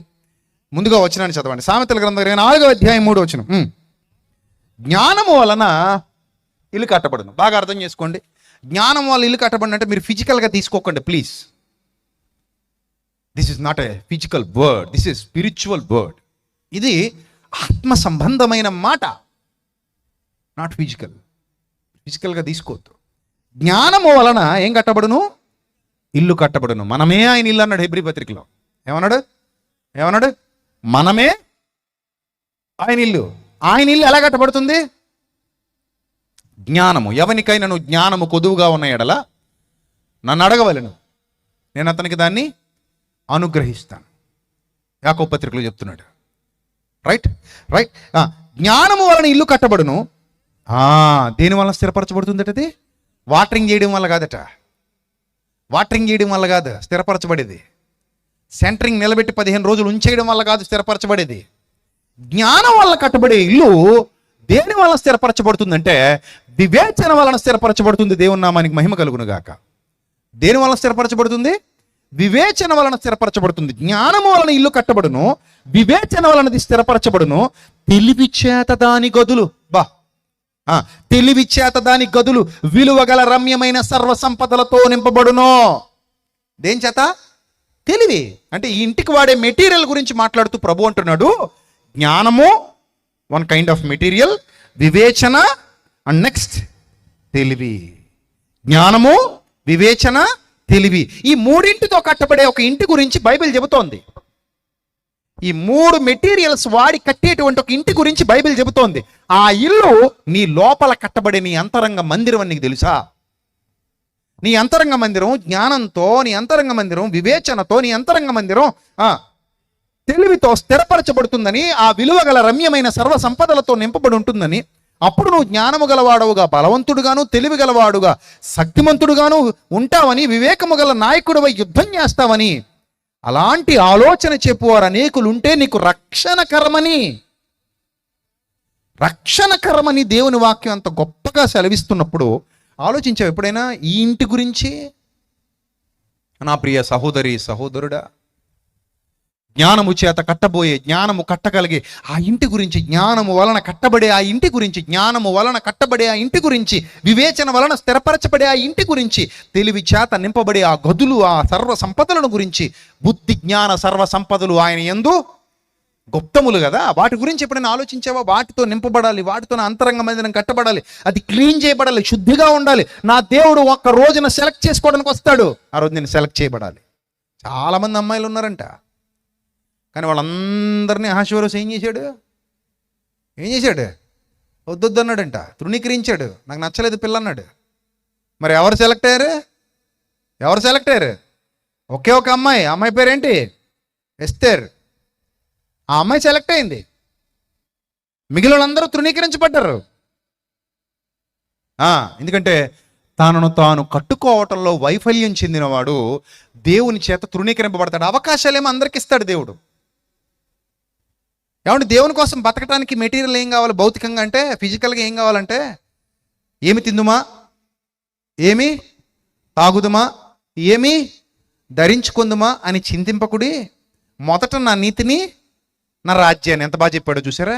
అసలైన దాంతో కట్టుకోవడం మొదలు పెట్టండి. లోపలిల్లు కట్టాలంటే నా నీతి కావాలి. నా నీతి కావాలి. నా నీతి లేకుండా నువ్వు ఇల్లు కట్టుకోలేవు, విశ్వాస గృహం నిర్మించలేవు, లోపల అంతరంగ మందిరం కట్టలేవు. నువ్వు అంతరంగ మందిరం అందంగా కట్టుకోవడానికి నీకు నీతి కావాలి. అందుకే మొదట నీతికి ప్రాధాన్యత ఇమ్మన్నాడు. మొదట నా నీతి, నా రాజ్యాన్ని వెతుకు, కట్టుకో. ఏమి తిందుమా, ఏమి తాగుదుమా, ఏం ధరించుకుందుమా అని చింతపడకు, అవన్నీ నీకు అనుగ్రహింపబడును. మొదట వీటిని వెతుకు, అవన్నీ నీకు అనుగ్రహింపబడును. ఇప్పుడు నేను పాయింట్ అడుగుతున్నాను మిమ్మల్ని. మీరు దేవుని కోసం బ్రతకలేకపోయామండి, ఇల్లు కట్టుకోలేకపోయామండి, లోపల అంతరంగ మందిరం విశ్వాస గృహాన్ని నిర్మించుకోలేకపోయాను ప్రభువా. దానికి కారణం ఏంటంటే, ప్రభువా నాకు తినటానికి తిండి లేదు ప్రభువా, అందుకే నేను నీ కోసం బ్రతకలేకపోయాను. Please stand up. నాకు తినటానికి తిండి లేదు అన్నవాళ్ళు ఎవరైనా దయచేసి లేచి నిలబడండి. భోజనం నాకు లేదండి అన్నవాళ్ళు. Anybody here? Please please stand up. ఎవరిని ఉన్నారమ్మా? మిమ్మల్ని అడుగుతున్నాను, మా సూటిగా అలా చూడకండి, మిమ్మల్ని అడుగుతున్నాను. నాకు తిండి లేదన్న వాళ్ళు చేతండి. ఎవరిని ఉన్నారా?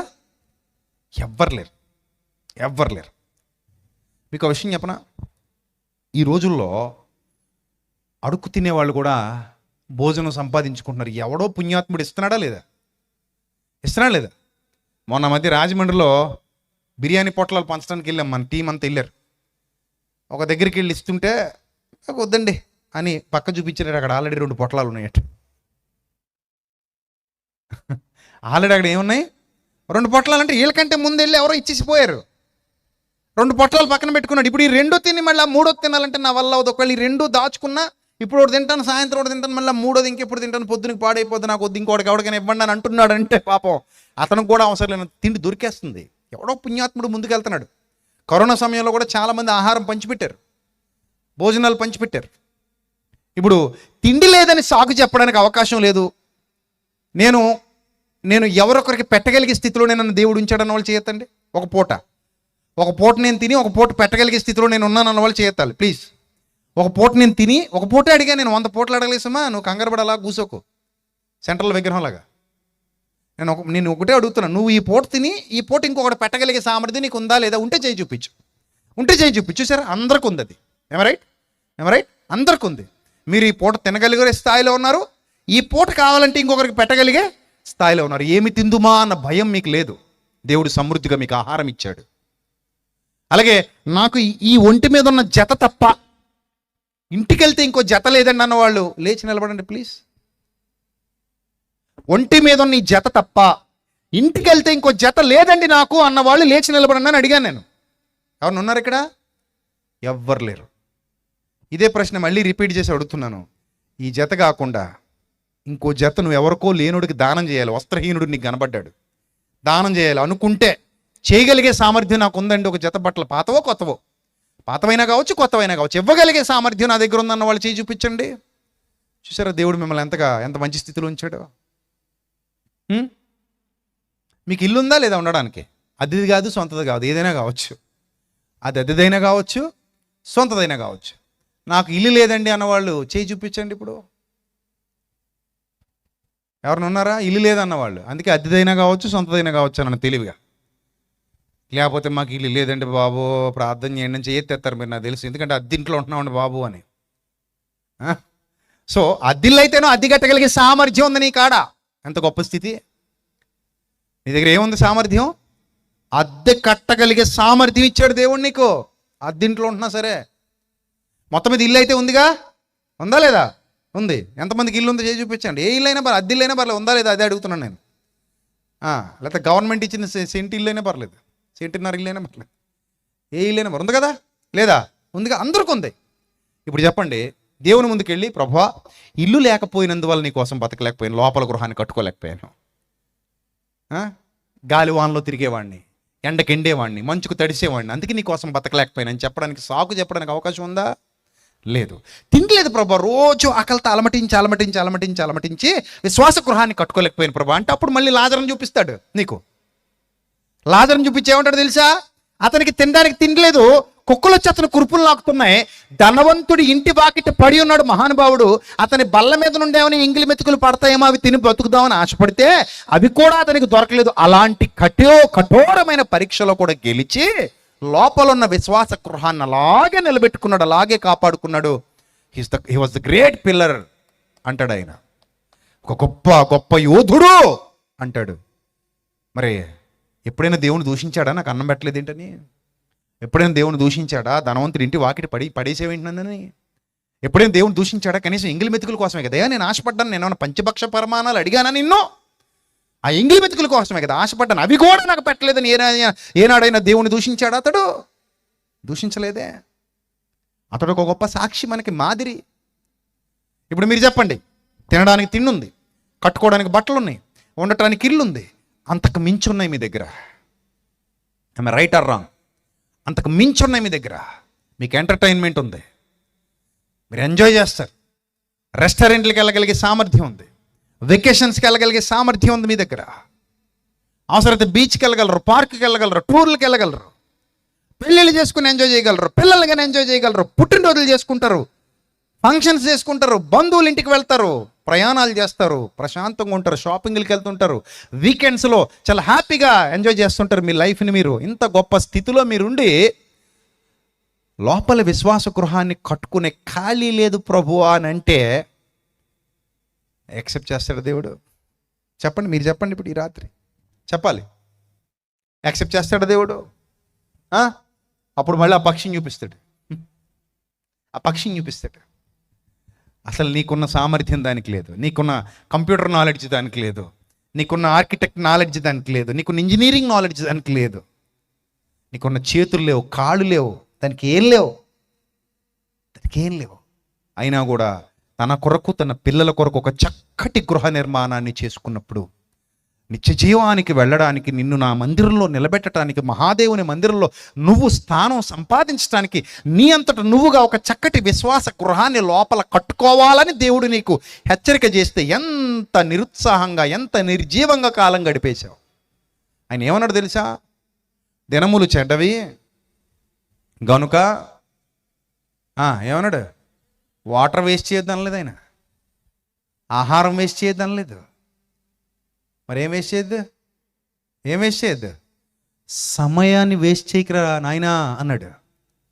సమయాన్ని వేస్ట్ చేయకు, సమయమును పోనీయకో, సమయమును పోనీయక లోపల గృహాన్ని నిర్మించుకోవడానికి ఎమర్జెంటుగా నువ్వు దాన్ని సద్వినియోగం చేసేసుకో. ఒకవేళ నువ్వు సద్వినియోగం చేసుకోకపోతే చోటు దొరకదు. ఎంత వెతికినా అవకాశం దొరకదు. అవకాశము దొరకక విసర్జింపబడిన గుంపులోనికి వెళ్ళిపోతావు. మారు మనస్సు పొందుటకు అవకాశము దొరకక విసర్జింపబడినని మీరు ఎరుగుదురు. అలాంటి దుస్థితికి వెళ్ళిపోతావు. తలుపు తడుతూనే ఉంటావు, ఏడుస్తావు, కన్నీరు ఏరులై పారుతుంది. ఎందుకంటే శ్రమను భరించలేక అక్కడ ఏడ్పును, పండ్లు కొరుకుటయు ఉండును, ఏడుస్తావు, తలుపు కొడుతుంటావు, ప్రభువా ప్లీజ్ ప్రభువా. ఇందాక బ్రదర్ చెప్పారు, అక్రమము చేయువారులారా మీరు ఎక్కడి వారో నేను మిమ్మను ఎరుగను, గెట్ అవుట్, గెట్ లాస్ట్. మీ స్వరము నాకు వినబడ్డానికి వీళ్ళేది, వెళ్ళిపోండి అంటాడట. అంత కఠినమైన స్వరాన్ని దేవుని యొద్ద నుండి వింటామా మనం? నాకు నచ్చలేదు, ఈ రైట్ మనకు ఉందా లేదా చెప్పండి? ఒక బట్టల షాప్కి వెళ్ళారు, చొక్కాలన్నీ తిరిగేశారు, ప్యాంట్లన్నీ తిరిగేశారు, చీరలన్నీ తిరిగేశారు, మీకు ఎందుకో ఏదీ నచ్చలేదు, క్వాలిటీగా లేవు, అస్సలు బాగాలేదు, నాణ్యత లేదు. కానీ షాపు వాడు అంటున్నాడు, ఏదో విధంగా మీకు అంటకట్టాలని ప్రయత్నిస్తున్నాడు. అమ్మమ్మ అలా అనకండి అమ్మా, ఈ చీర తీసుకోండి అమ్మా. అలా కాదమ్మా, ఈ చీర మీరు తీసుకోవాల్సిందే అమ్మా, 10,000 రూపాయలు చెల్లించి ఈ చీర మీరు తీసుకోవాల్సిందే అమ్మా అంటున్నాడు. కానీ మీరు అంటున్నారు, ఏమైంది 10,000 రూపాయల నాణ్యత లేదే, పోసుకోవాలి చీరలా కొంచెం చెత్త చీరది, అసలు క్వాలిటీ కూడా లేదు, క్లాత్ బాగాలేదు, ఇది కన్నాలు పడిపోయింది, నాకు అంటకట్టేద్దామని చూస్తావు, 10,000కి నాకు వద్దంటావా? పాపం షాపోడు, అమ్మమ్మ పొద్దు నుంచి ఒక బోని కూడా అవ్వలేదమ్మా, నా మాట వినండమ్మా, 9,999 రూపాయలు ఇచ్చి పట్టుకెళ్ళిపోండమ్మా. అయ్యో రూపాయి తగ్గించేసావా, నీకోసం స్పెషల్ ఆఫర్ అమ్మా, తీసుకెళ్ళు అంటే ఒప్పేసుకుని, అయ్యో పాపం షాపోడు బతిమాలుతాను తీసుకుంటావేటి, ఏమంటావు చెప్పు? నో అంటే చెప్పు, నో అంటే నో. స్ట్రాంగ్గా చెప్తావు, ఏమని? నో, నాకు వద్దు. ఎందుకొద్దు? ఎందుకొద్దు? క్వాలిటీ లేదు, నాకు వద్దు. 10,000కి తగింది కాదు, నాకు వద్దు. ఇంకా గట్టిగా మాడితే ఏమంటో తెలుసా? చిరాకు ఎక్కువైపోయింది అనుకో, నీకు చిరాకు బాగా ఎక్కువైపోయింది అనుకో, ఆ చిరాకులు ఏమంటో తెలుసా? ఇదిగో 10 రూపాయలకి ఇచ్చినా నాకు వద్దయ్యా. ఏంటది? 10 రూపాయలకి ఇచ్చినా నాకు వద్దయ్యా, ఇంకొకసారి తీసుకోమన్నా అంటే పద్ధతిగా ఉంటుంది. నీ షాపులకు రమ్మన్నా రా, నీ జీవితంలో మళ్ళీ షాప్కి వస్తే అడుగు అని చెప్పేసి వెళ్ళిపోతున్నావు నువ్వు. ఇప్పుడు కేసు వేసాడు అనుకో నీ మీద, ఏమంటావు? నా షాప్కి వచ్చిందండి, మొత్తం చీరలన్నీ తిప్పి తిప్పి చూసింది, కొనకుండా వెళ్ళిపోయిందని కేసు వేసానండి అంటే వినియోగదారుల చట్టం ఏమంటుంది? ఆ రైట్ ఆమెకు ఉంది. ఏమంటది? ఆ రైట్ ఆమెకి ఉంది. నాణ్యత నచ్చకపోతే వదిలి వెళ్ళిపోయే రైట్ ఆమెకి ఉంది. అంతే తప్ప అందులో చట్టపరంగా తప్పేమీ లేదంటది. మరి ఇప్పుడు చెప్పు, దేవుడు నిన్ను వదిలేస్తున్నాడు, దేవుణ్ణి తప్పుపట్టగలమా? చెప్పాలి. దేవుడు నిన్ను విడిచిపెడుతున్నాడు, నిన్ను విడిచిపెట్టినందుకు గాను నువ్వు దేవుణ్ణి తప్పుపట్టగలవా? నిన్ను వద్దంటున్నాడు ఆయన. ఎందుకు వద్దంటున్నాడు? ఎవరిది తప్పు? వద్దనడానికి గల కారణం ఎవరిది? మనదా ఆయనదా? మనదా ఆయనదా? చెప్పలమ్మా, మనదా ఆయనదా? మనదే. ఆయన వద్దంటున్నాడు. నువ్వు నాకు వద్దంటున్నాడు, నువ్వు నాకు నచ్చలేదంటున్నాడు, క్వాలిటీ బాగాలేదంటున్నాడు, సరిగా కన్స్ట్రక్షన్ చేసుకోలేదంటున్నాడు, లోపల బాగాలేదంటున్నాడు, అంతరంగం బాగాలేదు, విశ్వాస గృహం సరిగా కట్టుకోలేదంటున్నాడు ఆయన. మరి ఏం సమాధానం చెప్తాం? దేవుని ముందుకెళ్ళి ఏం సమాధానం చెప్తాం? కట్టాలి. ప్రమాదం పొంచి ఉంది ప్రియమైన దేవుని సంఘమా, గుర్తుపెట్టుకో, ప్రమాదం పొంచి ఉంది. ప్రమాదం నుండి తప్పించబడాలనుకుంటున్నావా? నీ సాయి శక్తులా కష్టపడి కట్టాలి. అందుకే ఈ తపన, ఈ తాపత్రయం. లేకపోతే మాకు ఎందుకండి తపన తాపత్రయం? పిల్లలకి ఎందుకండి కష్టం, ఈ శ్రమ? ఎందుకంటే ఎంతోమంది సహకారులు నిలబడి సభలు నిర్వహించడంలో ఆంతర్యం ఏమిటి? మిమ్మల్ని అందరినీ పిలిచి అక్కడ కూర్చోబెట్టి వాళ్ళ కష్టార్జితాన్ని ధారపోసి వాళ్ళ శ్రమను పెట్టుబడిగా పెట్టి రాత్రంతా నిద్ర లేకుండా, నిద్రలేని రాత్రులు గడిపి ఊరూరా తిరిగి పోస్టర్లు అంటించి అందరినీ పిలిచి కరపత్రాలు ఇచ్చి, ఇప్పుడు ఇక్కడ సేవకుడిగా నేను నిలబడి మేము మాట్లాడి మా గొంతు చించుకుని అరుస్తూ బైబిల్ గ్రంథంలో ఉన్న జ్ఞానాన్ని మొదట మేము అవపాసన పట్టి మా అంతరంగ మందిరాన్ని కట్టుకుంటూ మాతో పాటు మీరు కూడా రావాలన్న కోరికతో, మీలో ఏ ఒక్కరూ నశించిపోకూడదన్న దేవుని ఆత్మ ప్రేరణతో ఎన్నో కష్ట నష్టాల కోర్చి, ఎన్నో బాధలు కోర్చి, ఎన్నో శ్రమలు కోర్చి, ఎన్నో ఇరుకులకు ఇబ్బందులు కోర్చి, ఎన్నో నిందలు భరిస్తూ, అవమానాలు భరిస్తూ, మాటలు పడుతూ ఈ పరిచర్యను ఇలా ముందుకు తీసుకెళ్తున్నామంటే దానికి కారణం, ఒకే ఒక కారణం, నిన్ను వలె నీ పొరుగు వానిని ప్రేమించు. యేసుక్రీస్తు చెప్పిన ఒకే ఒక మాట, హృదయాలలో నాటబడిన మాట, నిన్ను వలె నీ పొరుగు వానిని ప్రేమించు. వాడికి తెలియకపోతే చెప్పు, ఎలా కట్టుకోవాలో చెప్పు, ఎలా నిలబెట్టుకోవాలో చెప్పు, ఎలా బలపడాలో చెప్పు, ఎలా స్థిరపడాలో చెప్పు, ఎలా అర్థం చేసుకోవాలో చెప్పు. టైం తీసుకో. ఒక సభ సరిపోలేదు, ఇంకో సభ పెట్టు, ఆ సభ సరిపోలేదు, ఇంకో 10 సభలు పెట్టు. బతికున్నంత వరకు హెచ్చరిక చేస్తూనే ఉండు. ఏదో ఒక మాట అతని చెవిలో పడుతుందేమో, వింటాడేమో, బాగుపడతాడేమో. ఏ ఒక్కరూ నశింపవాలని నేను ఇచ్చయింపక అంతటా అందరూ మారు మనసు పొందవాలని కోరుచు మీ ఎడల దీర్ఘశాంతము గలవాడై ఉన్నాడు. దేవుని వాక్యం సెలవిస్తోంది. ఏ ఒక్కరూ నశింపవాలని నేను ఇచ్చయించట్లేదు ఆయన. ఏ ఒక్కరూ నాశనం అయిపోవాలని కోరుకోవట్లేదు ఆయన. అంతటా అందరూ ఏం పొందాలట? మారు మనసు పొంది విశ్వాస గృహములను కట్టుకోవాలి, దేవునికి ఇష్టలుగా మారాలి, ప్రొటెక్షన్ ఏర్పాటు చేసుకోవాలి. విశ్వాసము అనే డాలు, విశ్వాసం అనేది ఏంటట? డాలు. అది ఏం చేస్తుందో తెలుసా? దుష్టుని అగ్ని బాణములన్నిటినీ అర్పిస్తుంది, ఎదిరిస్తుంది, అపవాదితో యుద్ధం చేస్తుంది. ఎన్ని కుయుక్తులు పన్నినా, ఎన్ని కుతంత్రాలు పన్నినా, ఏ విధంగా ఈ బిల్డింగ్ని పడగొట్టాలని చూసినా అది పడగొట్టబడనివ్వదో. అంత స్ట్రాంగ్గా కాపాడుకునే లక్షణం కూడా ఉంది దానిలో. డాలు. మరొక విచిత్రమైన జాతిని చూపించి నేను నా మాటలు ముగిస్తాను. మరొక విచిత్రమైన జాతిని మీరు స్క్రీన్ మీద చూస్తున్నారు చూడండి. ప్రకృతి మనకు నేర్పిస్తున్న పాఠాలు దృష్టించకపోతే ఇంకా మొత్తానికి మన జీవితం వృధా. గుర్తుపెట్టుకోండి, ఈ పాఠాలన్నీ మీకు గుర్తుండాలి. ఎప్పటికీ ఈ పాఠాలు మీకు గుర్తుండాలి. ఈ పాఠాలు మీకు మాదిరి కావాలి.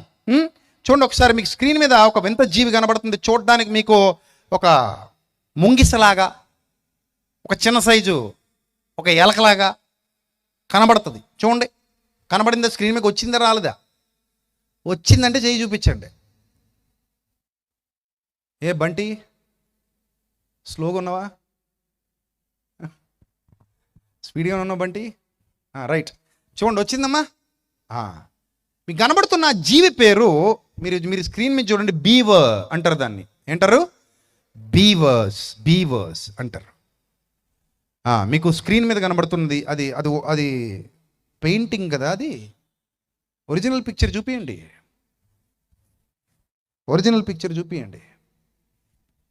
బీవర్స్ అంటారు వీటిని.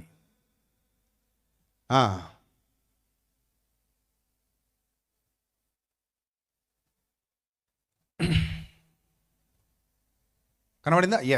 ఎస్. చూసారా? మీకు కొంచెం ఎలకలాగా, కొంచెం చుంచు మాదిరిగా, అలాగనే మనకు అప్పుడప్పుడు కనబడతాయి పందికొక్కులు, కొంచెం పెద్దగా ఉంటాయి. దానికంటే కొంచెం పెద్ద సైజులో ఉంటుంది ఇది. అంటే అలాంటి జాతికి సంబంధించింది అనమాట బీవర్.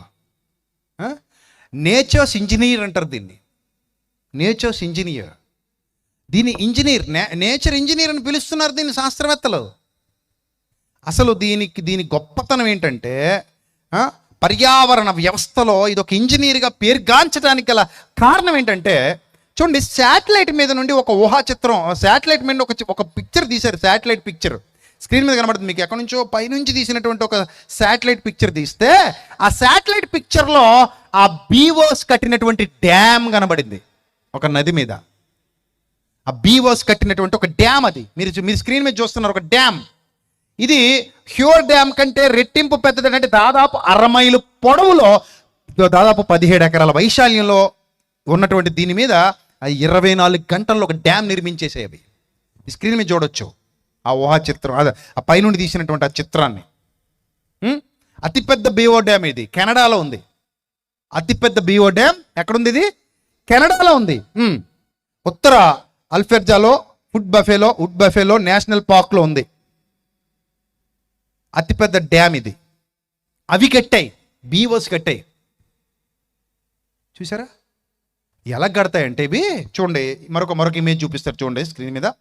ఇవి ఎంత చక్కగా ఈ కిందకి వెళ్ళిపోయి కింద నుంచి కన్స్ట్రక్షన్ చేసుకొస్తాయి. కింద నుంచి ఒక పక్క గొయ్యిలా తవ్వుకుంటూ వెళ్ళిపోయి ఆ లోపల నుంచి నీటిలో నుంచి కన్స్ట్రక్షన్. నీటిలో నుంచి అది చూడండి, స్క్రీన్ మీద చూపిస్తున్నారు చూడండి మీకు. నీటిలో నుంచి అవి భూమిలోకి వెళ్ళి నీటిలో నుంచి కింద నుంచి పైకెక్కి పైన ఒక గదిని కడతాయి. అంటే ఈ షేపులో వచ్చి ఇలా వచ్చి కింద నుంచి పైకి. మనం నీటిలో సింహద్వారం ఎక్కడైనా పెట్టడం చూసామా? మీ సింహద్వారం ఎక్కడ ఉంటుంది? మేము కింద నుంచి వెళ్ళండి, నీటిలోంచి పైకి వచ్చండి, పైన ఉన్న బెడ్రూమ్లోకి వెళ్తామండి. ఎవడైనా అంత తెలివైన ఉన్నాడు ఇటు మందిరా? పైన కట్టేసుకుంటున్నాం మనం. దొంగడు వచ్చే తొందంతే ఊడిపోద్ది మన తలుపు. గట్టిగా ఎగిరిదంతే మన తలుపు వచ్చేద్ది. అంతే కదా? అంత బలమైన ఇనప గుమ్మాలు ఏం పెట్టలేదు మనం. ఎగిరిదంతే వచ్చేసి తలుపులు మనవి. చూసారు ఎంత చక్కగా కట్టిందో? చూసారు? అది చూడండి స్క్రీన్ మీద చూపిస్తున్నారు మీకు. ఎంత చక్కటి నిర్మాణం చేసిందంటే అది ఆహారం నిల్వ చేసుకోవడానికి వీలుగా, నిశ్చల జలాలు బేవర్లు వాటిని అడుగున ఆహారాన్ని నిల్వ చేసుకోవడానికి వీలుగా ఎంత చక్కగా కట్టాయి. తమ అవసరాలకు అనుగుణంగా ఎంత అద్భుతంగా ఆ చెట్ల కొమ్మలు తెచ్చుకొని, మట్టి తెచ్చుకొని, ఇసుక తెచ్చుకొని ఒక అద్భుతమైన నిర్మాణాన్ని పూర్తి చేసి ఒక స్క్రీన్ మీద ఒక వీడియో చూపిస్తారు మీకు. చూడండి, ఇప్పుడు ఆల్రెడీ యూట్యూబ్లో ఉన్నటువంటి ఒక వీడియో మీకు స్క్రీన్ మీద ప్లే చేసి చూపిస్తారు. చూడండి, ఒక వీడియో చూడండి. ఇప్పుడు వాటి గురించి ఎలా ఎక్స్ప్లెయిన్ చేస్తున్నారు ఒకసారి చూడండి, మీకు అర్థమవుతుంది.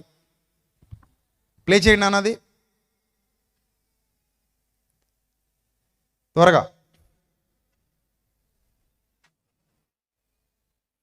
ఏ జీవులు వాటి మీద దాడి చేయకుండా అది చూడండి. ఇల్లు కట్టే పనిలో పడుతుంది. పదునైన ముందరి పళ్లతో చెట్లు కొమ్మల్ని కొరికి విరిచి ఒక చోట చేరుస్తుంది. వాటన్నిటిని ఇడ్చుకొచ్చి నదులు చెరువుల మధ్యన ఓ ఆనకట్టలా పేరుస్తుంది. ఆ ఆనకట్ట మధ్యలో దాని ఇల్లు ఓ గుడిసెలాగా సగం నీటిలోనూ సగం బయటికి ఉండేలా కట్టుకుంటుంది. ఇంట్లోకి వెళ్లే దారి మాత్రం నీటి అడుగు నుంచి ఉంటుంది. కింద గదిలో ఆహారం దాచుకుని పై గదిలో వెచ్చగా పడుకుంటుంది. దీని శత్రువులైన ఎలుగుబంట్లు, తోడేళ్లు ఇదెక్కడుందో ఒక పట్టాన్ని తెలుసుకోలేవు. బీవర్ ఉత్తర అమెరికా, యూరోప్ అడవుల్లో కనిపిస్తుంది. దీని చర్మానికి ఉన్న గిరాకీ వల్ల పాపం వీటిని విపరీతంగా వేటాడేస్తున్నారు. ఇది ఒక గొప్ప చూసారా? దాని గురించి ఎక్స్ప్లెయిన్ చేస్తుంటేనే ఆశ్చర్యం అనిపిస్తుంది. అమ్మా ఏవి దాడి చేయకుండా పైనుంచి చూసుకుని వెళ్ళిపోతే కింద ఏమీ లేదు, అంత పైన అంతా కట్టిపడేసింది. ఆ లోపల మళ్ళీ మట్టి పేసేసింది. ఆ మట్టి లోపల గది కట్టుకుంది. అంటే ఒక లోపల ఒక బంకర్ లాగా అనమాట. అందులోకి వెళ్ళాలంటే నీటిలోంచి మునిగి ఆ గోతులోంచి అలా కిందకి వెళ్ళి అలా పైకి వెళ్తే అక్కడ ఉంటుంది బెడ్రూమ్. అదే మీకు స్క్రీన్ మీద చూపించాడు. అది బెడ్రూమ్లోకి వెళ్ళాలంటే ముందు వాటర్లోంచి ఉంటుంది రాజమార్గం. ఆ వాటర్లో నుంచి ఇలా వచ్చి యూ షేప్లో చక్కగా పైకి వెళ్ళి పైన రెస్ట్ తీసుకుంటాయి. పైన పిల్లల్ని జాగ్రత్త పెడతాయి. అదిగో నీటికి ఆనకట్టేసేస్తాయి. అక్కడికి వచ్చి ఏమైనా చేపలు ఇవి ఆగిన చిన్న చిన్న చేపలు, వాటికి ఆహారం కూడా దొరుకుతుంది. హ్యాపీగా భోజనం చేసేస్తాయి. అంత పెద్ద డ్యాము ఆ జీవులు కడుతున్నాయి. ప్రొటెక్షన్ ఏర్పాటు చేసుకుంటున్నాయి. తెలివిగా కట్టుకుంటున్నాయి. పర్యావరణానికి ఏ హాని చేయకుండా ప్రపంచ పర్యావరణ శాస్త్రవేత్తలను కూడా ఆశ్చర్యచకితులను చేస్తూ, వీటి జ్ఞానంతో మంత్రముగ్ధుల్ని చేస్తూ, మనిషి కూడా ఇలా కట్టలేడరా నాయన, నీటిలో కట్టడం అంటే అంత ఈజీ కాదు. నీటిలోకి పట్టుకెళ్ళగానే నీరు ప్రవహిస్తున్న నీటిలో కట్టడం అంటే అంత ఈజీయా? మనోళ్ళు ప్రవహిస్తున్న నీటిలో బ్యారేజ్ కట్టాలన్నా డ్యామ్ కట్టాలన్నా ఏదో పెద్ద పెద్ద రేకులు పెట్టి ఆఫ్ చేసి నీటిని అప్పుడు వేస్తారు లోపల కాంక్రీటు అది దీని. నీటిని ఏమైనా ఆపుతున్నాయి అవి? అందుకే న్యాచురల్ ఇంజనీర్స్ న్యాచురల్గా కడతాయి. నేచర్ ఇంజనీర్స్గా పేరు సంపాదించుకున్నాయి నేచర్ ఇంజనీర్స్. ఎందుకంటే అంత నేచురల్గా కట్టుకుంటూ పోతున్నాయి కాబట్టి నేచర్ ఇంజనీర్స్ అయ్యేవి. అవి చూస్తేనే ఆశ్చర్యం వేస్తుంది. వాటి గురించి ఆలోచిస్తుంటేనే ఆశ్చర్యం వేస్తుంది. ఆ ఇమేజెస్ చూస్తుంటేనే ఆశ్చర్యం వేస్తుంది. ఇంత అద్భుతంగా కడతాయని ఆ ఇమేజెస్ చూస్తున్న ప్రతిసారి ఆశ్చర్యం అనిపిస్తుంది. ఎంత అద్భుతంగా కడతాయి రా బాబు ఇవి అని. అది నీటిలో చూడండి, అది ఎంత బాగుంది చూడండి, అది ఎంత అందంగా కట్టావి. అసలు ఆ నీటి మధ్యలో ఆ లోపల గదులవి పైకి ఏదో తుక్కు పేరుకుపోయినట్టు కనబడుతుంది మనకి, కానీ ఆ లోపల గది ఉంటుంది. మీకు పైన ఏదో చెత్త పేరుకుపోయినట్టు కనబడుతుంది, ఆ లోపల గది ఉంటుంది. ఆ గది లోపల మట్టితో అందమైన పొందికగా నిర్మాణం చేసుకుంటుంది. అన్ని కాలాల్లో దానికి అనువుగా ఉండే విధంగా ఏ తోడేళ్ళు కానీ ఏ ఎలుగుబంట్లు కానీ వాటి మీద దాడి చేసి వాటిని తినేయకుండా లోపల దారేమో నీటిలోంచి వేసుకుంటుంది. నీటిలో మునిగి ఆ కిందకి వెళ్ళిపోయి ఆ కింద నుంచి లోపలికి వచ్చి పైన గదిలో నివాసం ఉండే విధంగా చక్కగా బీవర్స్ అంత చక్కగా అవి ఏర్పాటు చేసుకుంటుంటే, ప్రియమైన దేవుని ప్రజలారా, ఏమండి ఈ చిన్న జీవితకాలంలో ఇన్ని పాఠాలు ఇంకా చూపించడానికి చాలా ఉన్నాయి నా దగ్గర, కానీ సమయం లేదు. నేను ముగింపులోకి వెళ్తున్నాను. ప్రకృతిలో ఎంత గొప్ప జీవులు ఉంటాయి, ప్రకృతిలో ఎంత తెలివైన జీవులు ఉంటాయి, ప్రకృతిలో ఎంత వివేకం కలిగిన జీవులు ఉంటాయి. ఓ మానవుడా, అవి గొప్పవా నువ్వు గొప్పోడివా? ఒక మాట చెప్పు నాకు ఈ రాత్రి. ముగింపులోకి వెళ్తున్నాను నేను. అవి గొప్పవా నువ్వు గొప్పోడివా? దేవుని దృష్టిలో ఎవరు గొప్పోళ్ళు? వాటికి ఎక్కువ తెలివి ఉందా? మీకు ఎక్కువ తెలివి ఉందా? వాటికి ఎక్కువ జ్ఞానం ఇచ్చాడా దేవుడు? మనకి ఎక్కువ జ్ఞానం ఇచ్చాడా? వాటిని తన స్వరూపంలో తన పోలికలో చేశాడా? మనల్ని చేశాడా? చెప్పండి, ఎవరిని చేశాడు? ఆయన పోలికలో ఆయన స్వరూపంలో వాటిని చేశాడా? మనల్ని చేశాడా? మనల్నిగా చేశాడు. మరి విశ్వాస గృహము కట్టుకొని మహాదేవుని మందిరంలో స్థానం సంపాదించాలన్న గోల్ మనకి లేకపోతే ఎలా? ఈ గోల్ అపోస్తలుడైన పౌలుకుంది. అందుకే అన్నాడు, మంచి పోరాటము పోరాడి తిని నా పరుగు కడముట్టించి తిని విశ్వాసమును కాపాడుకుంటుని. మరి మనకుందా పోరాటం? మనకుందా నిశ్చయత? మనకుందా? ఇందాక బ్రదర్ చెప్పారు, సత్యం కరువైపోతున్న దినాలలో మనం ఉన్నామని. Yes, that is true. ఆయన చెప్పింది అక్షర సత్యం. సత్యం కరువైపోతోంది. అక్షరానుసారమైన ప్రాచీన స్థితిలో వెళ్ళిపోతున్నారు.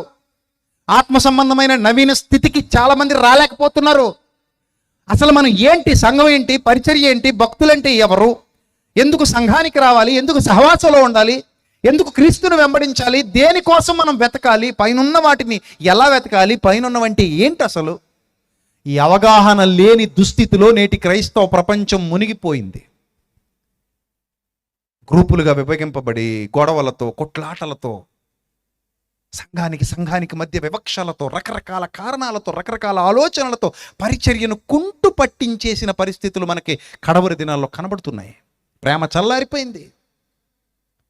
అసత్యం విస్తరించిపోతోంది దినదినానికి.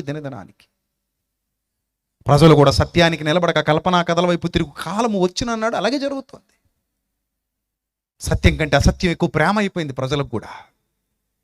సత్యానికి సహకరించే వాళ్ళకంటే అసత్యానికి సహకరించే వాళ్ళ సంఖ్య పెరిగిపోయింది. దేవుని వాక్యమే చెప్పింది, అది నేను చెప్పలేదు. మరి మీరు ఆలోచన చేయండి, ఎప్పుడు కట్టుకుంటారు? ప్రభు ఇంకా టైం కావాలంటావా? ఎంత టైం కావాలి? ఎంత టైం కావాలి? ఒక్క మాట నిన్న నేను ఆదివారం ఆరాధనలు అనుకుంటా గుర్తు చేశాను. మరణాత ఎప్పుడైనా విన్నారా? మాట విన్నారా? ఏంటది? మరణాత అంటే అర్థం ఏంటి? వందనవచనం కాదు అది. మరణాత అంటే అర్థం ఏంటి? ప్రభు అయిన యేసు త్వరగా రమ్ము అని పిలవడం. మరణాత అంటే అర్థం ప్రభు అయిన యేసు త్వరగా రండి, మీరు రండి సార్ అని పిలవడం. మై డియర్ లార్డ్, వచ్చేయండి, త్వరగా వచ్చేయండి. ఆయన ఇన్వైట్ చేయటం, ఆయన ఆహ్వానించటం. త్వరగా రండి, ఆహ్వానించాలి ప్రభుని. మరణాత అంటే ప్రభు అయిన యేసు త్వరగా రమ్ము. ఇప్పుడు మిమ్మల్ని అడుగుతున్నాను ఈ రాత్రి, ఎంతమంది ఆ స్లోగన్ ఇవ్వడానికి రెడీగా ఉన్నారు? ఆయన మీరు అనగానే ఆయన వచ్చేస్తాడు అనుకుందాం. కాసేపు మీరు అనడం తడవు, ఆయన రావడానికి రెడీగా ఉన్నాడు అనుకుందాం. పిలవడానికి ఎంతమంది సిద్ధంగా ఉన్నారు ఈ రాత్రి? చేయి చూపించగలరా ప్లీజ్? నేను రెడీ. ప్రభువా త్వరగా వచ్చేయి, ప్రభు అయిన యేసు త్వరగా రమ్ము. మరణాత ఎంతమంది రెడీగా ఉన్నారు చెప్పడానికి? చేయి చూపించండి ప్లీజ్, లేచి నిలబడండి ప్లీజ్. ఎంతమంది రెడీగా ఉన్నారు? ప్రభు అయిన యేసు త్వరగా రమ్ము, ఈ రాత్రే రమ్ము, లేట్ చేయకు ప్రభు, ఇప్పటికే చాలా లేట్ అయిపోయింది. ఐఎమ్ రెడీ ప్రభువా, నాతో నీ మందిరాన్ని పూర్తి చేసుకో, నేను సిద్ధంగా ఉన్నాను ప్రభువా, నేను సిద్ధంగా ఉన్నాను తండ్రి, రా ప్రభువా, వచ్చేయి. మరణాత ఆమేన్ అనొచ్చా? అనగలమా? అనగలిగే స్థితిలో ఉన్నావా? లేదు. ఏమన్నా తెలుసా? ప్రభు అంత స్పీడ్గా రాకు ప్రభు, ఇంకొక 20 ఏళ్ళు ఆగు ప్రభు, ఇంకో 50 ఏళ్ళు ఆగు ప్రభు. అయ్యో ప్రభు అంత తొందరగా వచ్చేస్తే ఎలా ప్రభు, ఇంకా నేను రెడీగా లేను ప్రభు. అప్పుడప్పుడు చూడండి, పెళ్ళిళ్ళకి వెళ్తుంటాం, ముందేమో పిలిచినప్పుడు పనికిమాల కబుర్లు, ఇదిగో పాస్టర్ గారు మీరు 10 అయ్యేసరికి ఇక్కడ ఉండాలండో అంటారు. ఏంటి పెళ్ళికి? ఆ తర్వాత 10 అయ్యాక వీళ్ళే ఫోన్ చేస్తారు, ఏమన్నా తెలుసా? ఏమంటే పెళ్లి కూతురు ఇంకా రెడీ అవ్వలేదండి, ఇంకొక గంట ఆగిరండి అంటాడు. ప్రసంగం ఎన్ని గంటలకి ఇస్తాడు తెలుసా? 12 గంటలకి ఇస్తాడు. ఈ మాత్రానికి పనికిమాల ఆడావిడ ఏమంటాడు తెలుసా? 10 అయ్యేసరికి ఎగ్జాక్ట్ మీరు ఉంటాలని అంటాడు. 10 అన్నది ఎన్ని గంటలకి ఇచ్చాడు? 12 గంటలకి ఇచ్చాడు. అప్పుడు వచ్చింది పెళ్లి కూతురు చక్కగా రెడీ అయ్యి. అలాగే మనం కూడా ప్రభు అయిన యేసు త్వరగా రమ్ము, రాకు ఇంకా లేట్ చేయి ప్రభు, ఇంకా లేట్ చేయి. మరణాత అర్థం తెలియకుండా మరణాత అంటున్నామేమో మనం. మరణాత అర్థం తెలియక, అది గ్రీకు భాషా పదం కనుక, మన భాష కాదు కనుక, తెలుగు కాదు కనుక, తెలుగులో దాని అర్థం మనం పట్టించుకోలేదేమో. ప్రభు అయిన యేసు త్వరగా రమ్ము అనగలమా? మరి కట్టుకున్నాడు అనగలుగుతాడు. అందమైన విశ్వాస గృహం లోపల ఉన్నవాడు ఏమంటాడు తెలుసా? మరణాత అంటాడు. ప్రభు అయిన యేసు త్వరగా రమ్మంటాడు. లోపల లేనివాడు భయపడతాడు, ఎందుకంటే నేను సిద్ధంగా లేను గనుక నేనేమని అడగలను ప్రభువుని అంటాడు. కనుక ఈ రాత్రి ఈ సందేశాన్ని నేను ముగిస్తున్నాను. ప్రియమైన దేవుని ప్రజలారా, ఇప్పటివరకు మీరు చాలా శ్రద్ధగా విన్నారు, మీరు ఆలోచిస్తున్నారని నేను అనుకుంటున్నాను. మీరు మాత్రమే కాదు, లైవ్లో వీక్షించిన వారు కూడా. నేను లైవ్లో వీక్షించిన వారికి చెప్తున్నాను, మీరు చేయగలిగిన పరిచర్య భారం ఏంటో తెలుసా? ఈ వీడియోని ఫస్ట్ అర్జెంటుగా లైక్ చేయండి. యూట్యూబ్ వాడే భారం మోస్తాడు, ఎక్కువ మందికి చూపిస్తాడు. ఎక్కువ లైక్లు వచ్చాయండి, ఈ వీడియోని ఎక్కువ మందికి వాడే ప్రమోట్ చేస్తాడు. That is the YouTube algorithm. ఎక్కువ మందికి వాడు ప్రమోట్ చేస్తాడు. నెక్స్ట్, మీరు విన్న తర్వాత అవును ఈ వాక్యం నాకు మాత్రమే కాదు ఇతరులకు కూడా అవసరం అని మనస్సాక్షినికి చెబితే వెంటనే ఆ షేర్ ఆప్షన్ పట్టుకొని ఎవరికి పంపించాలో వాళ్ళకి పంపించేయి. ఏ గ్రూపుకు పంపించాలో ఆ గ్రూపుకు పంపించి, అరే నాయన రాత్రి చాలా చక్కటి సందేశాన్ని మండపేటలో మొదటి రోజు మేము విన్నాం, మేము ఆశీర్వదించబడ్డాం, మేము బలపరచబడ్డాం, మేము దీవించబడ్డాం, మేము హెచ్చరిక చేయబడ్డాం, దేవుడు మమ్మల్ని హెచ్చరించాడు, మమ్మల్ని ఖండించాడు, మమ్మల్ని గద్దించాడు, మాకు బుద్ధి చెప్పాడు, మీరు కూడా ఈ హెచ్చరిక సందేశాన్ని వినండి అని చెప్పి ఇతరులకు పంపించి ప్రభు పరిచర్యలో మీరు కూడా పాలిభాగస్తులు అవ్వండి. ఎందుకంటే రూపాయి ఖర్చు కాదు మనకి. ఇది షేర్ చేయడం వల్ల, ఈ వీడియోని షేర్ చేయడం వల్ల మనకు రూపాయి ఖర్చు కాదు. కానీ ఇదే సందేశం ఈ గ్రౌండ్లో లేని వాళ్ళు కూడా వినే అవకాశం కల్పిస్తున్నాం. ఇదే సందేశం ఈ గ్రౌండ్లో ప్రత్యక్షంగా రాని వాళ్ళు కూడా వినే అవకాశాన్ని మనం కల్పిస్తున్నాం. పూర్వకాలంలో పౌలు గారి కాలంలో ఇలాంటి పరిస్థితులు లేవు, కానీ మనకు ఉన్నాయి. అప్పుడు పాపం ఓన్లీ ఉత్తరం రాయాలి, చదువుకున్నోడికి మాత్రమే జ్ఞానం వచ్చేది. ఇప్పుడు అలా కాదు. సోషల్ మీడియా విస్తరించింది, దేవుని జ్ఞానం వెదజల్లబడుతోంది. సత్యం చెప్పి ఎందరో సేవకులు యూట్యూబ్లోకి వస్తున్నారు, వాళ్ళు ప్రకటిస్తున్నారు, మాట్లాడుతున్నారు, దేవుని జ్ఞానాన్ని పంచుతున్నారు, ఖండిస్తున్నారు, గద్దిస్తున్నారు, బుద్ధి చెప్తున్నారు. కడవరి దినాలలో దేవుని మహాదేవుని మందిర నిర్మాణం కొరకు పరిచర్య చేస్తున్నారు, పని చేస్తున్నారు, శ్రమిస్తున్నారు, సహకరిస్తున్నారు, ఖర్చు పెడుతున్నారు, కష్టపడుతున్నారు. దానికి మీరు కూడా చేయూతనివ్వండి. మీరు కూడా. అందుకే నేను ఎప్పుడు చెప్తుంటాను, నా యూట్యూబ్ వీడియోలు ఎవరైనా వాడేసుకోండి అంటాను. No restrictions. నేను సౌదీ వెళ్ళినప్పుడు, కువైట్ వెళ్ళినప్పుడు, దుబాయ్ వెళ్ళినప్పుడు కూడా వాళ్ళందరికీ అదే చెప్పాను. అక్కడ టిక్ టాక్ ఏదో ఉంది, అందులో పిచ్చి వీడియోలు కాకుండా సత్యాన్ని కట్ చేసుకుని, సత్యాన్ని తీసుకొని హ్యాపీగా ప్రమోట్ చేసుకోండి. మీరు చక్కగా పంచిపెట్టుకోండి, చక్కగా వాక్యాన్ని పంచండి. టిక్ టాక్లో కూర్చుని ఇదిగో ఫ్రెండ్స్, ఓ తిన్నాను ఫ్రెండ్స్, గడిది గుడ్డు తిన్నాను ఫ్రెండ్స్, ఎవడక్కాలి ఫ్రెండ్స్, ఇదంతా చెత్త, అదంతా వద్దు. మన ఎవరో చెప్తున్నారు, ఇదిగో ఫ్రెండ్స్ సముద్రం దగ్గరికి వచ్చాను ఫ్రెండ్స్, పిచ్చి గూళ్ళు కడుతున్నాను ఫ్రెండ్స్, కడుతుంటే ఫ్రెండ్స్ కెరటం వచ్చి తీసుకెళ్ళిపోయింది ఫ్రెండ్స్, నేను తీసుకెళ్ళిపోతే దరిద్రం వదిలిపోను ఫ్రెండ్స్, అనవసరంగా గూడు తీసుకెళ్ళిపోయింది ఫ్రెండ్స్. ఎవరికి కావాలి ఇవన్నీ? అది కాదు నువ్వు టిక్ టాక్లో చేయాల్సింది. దేవుని వాక్యాన్ని పంచు. ఇన్స్టాగ్రామ్లో చేయాల్సింది పిచ్చి రీల్స్ కాదు, దేవుని వాక్యాన్ని పంచు, వాడుకో. నువ్వు చెప్పలేవా, మేము చెప్తున్నాగా, వాడుకో, నీ ఇష్టం. నీ మీద కాపీరైట్లు అయ్యాం, పట్టుకెళ్ళిపో, నీ ఇష్టం, వాడుకో. నీ యూట్యూబ్లో పెట్టుకుంటూ వాడుకో, మా పాటలు వాడుకుంటూ వాడుకో, నీ ఇష్టం. దేవుని వాక్యాన్ని పంచు, వెదజల్లు. దేవుని జ్ఞానం విస్తరించాల్సిన సమయం ఇది. మనం ఎంతకాలం ఉంటాం మనకు తెలీదు. ప్రభు రాకడ ఆసన్నం కాబోతోంది. జాగ్రత్త సుమా. అది ఎప్పుడు వస్తుందో తెలియదు, ఎలా వస్తుందో తెలీదు. ఆ ప్రళయకాలం, మహాప్రళయకాలం, అది మహాప్రళయకాలం. పంచభూతములు మిక్కుటమైన వేండ్రముతో లయమైపోయే కాలం అది. జాగ్రత్త విశ్వాసి, జాగ్రత్త. ఒక పక్షికున్న జ్ఞానం, ఒక చిన్న పురుగుకున్న జ్ఞానం, ఒక చిన్న జీవికున్న జ్ఞానం మనకి లేకపోతే ఎలా? మనం దేవుని పిల్లలం, దేవుని పోలికలో, దేవుని స్వరూపంలో చేయబడిన దేవుని పిల్లలం. గనుక ఆలోచిద్దాం. ఈ రాత్రి ఇంటికి వెళ్ళి ప్రార్థన చేసుకున్న తర్వాత కూడా మోకరించి ఒకటే అడగండి దేవుని సన్నిధిలో, ప్రభువా నాతో మాట్లాడేందుకు స్తోత్రం తండ్రి, మీ సేవకుడి ద్వారా, మీ సేవకుల ద్వారా నాతో మాట్లాడేందుకు స్తోత్రం తండ్రి. అడగండి దేవుణ్ణి. ప్రభు నేను కట్టుకుంటాను ప్రభు, నాకు సమయం ఈ ప్రభు అని అడగండి. నాకు సమయం అడగండి. మంచి పాట ఉంటుంది నిశిజాని గారిది, నా బ్రతుకు దినములు లెక్కించ నేర్పుము,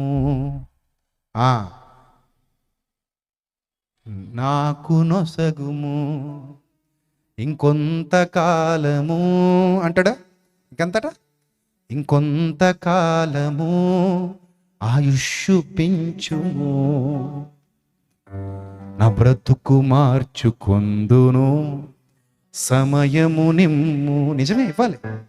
ఇంకొంతకాలము అడగండి, దేవుణ్ణి అడగండి. ఇంకొంతకాలము ఆయుష్షు పెంచుము. నిజమే ప్రభు, ఇంకొంతకాలం ఈ ప్రభు, ఇంకొంతకాలం అయిన ఈ ప్రభు, తీసుకుపోక ప్రభు. ఈ రాత్రి ఎరువు వేశాం, ఈ సంవత్సరము కూడా ఉండనిమ్ము. ఏంటట, ఈ సంవత్సరము కూడా ఉండనిమ్ము. నీరు పోసి ఎరువు వేసి ఈ సంవత్సరము కూడా ఎలా నరికేయాలి ప్రభు. ప్లీజ్ 1 year ఉంచు ప్రభు, ఇంకో 1 year ఉంచు. కట్టుకుంటాడేమో, నిలబెట్టుకుంటాడేమో. కట్టుకుంటే మంచిదేగా, నిలబెట్టుకుంటే మంచిదేగా. కాబట్టి జాగ్రత్త సుమా, జాగ్రత్త. కాలం కరిగిపోతుంది. ఎన్నో పాటలు రాశాను నేను. కాలం కరిగిపోతుందన్న హెచ్చరిక చేస్తూ ఒక 7-8 పాటలు ప్రత్యేకంగా ఉంటాయి కాలాన్ని గురించి గుర్తు చేస్తూ. మర్చిపోకండి. ప్రసంగం మర్చిపోతారేమో అని పాట గుర్తు చేస్తున్నాను. పాట మర్చిపోతాం, ప్రసంగం మర్చిపోతాం, మమ్మల్ని మేమే మర్చిపోతాం. అంటే మర్చిపో, నీ సావు నువ్వు చచ్చిపో, ఇంకంతే. మరి లేదు నేను నిలబడతానంటావా ఈ రాత్రి?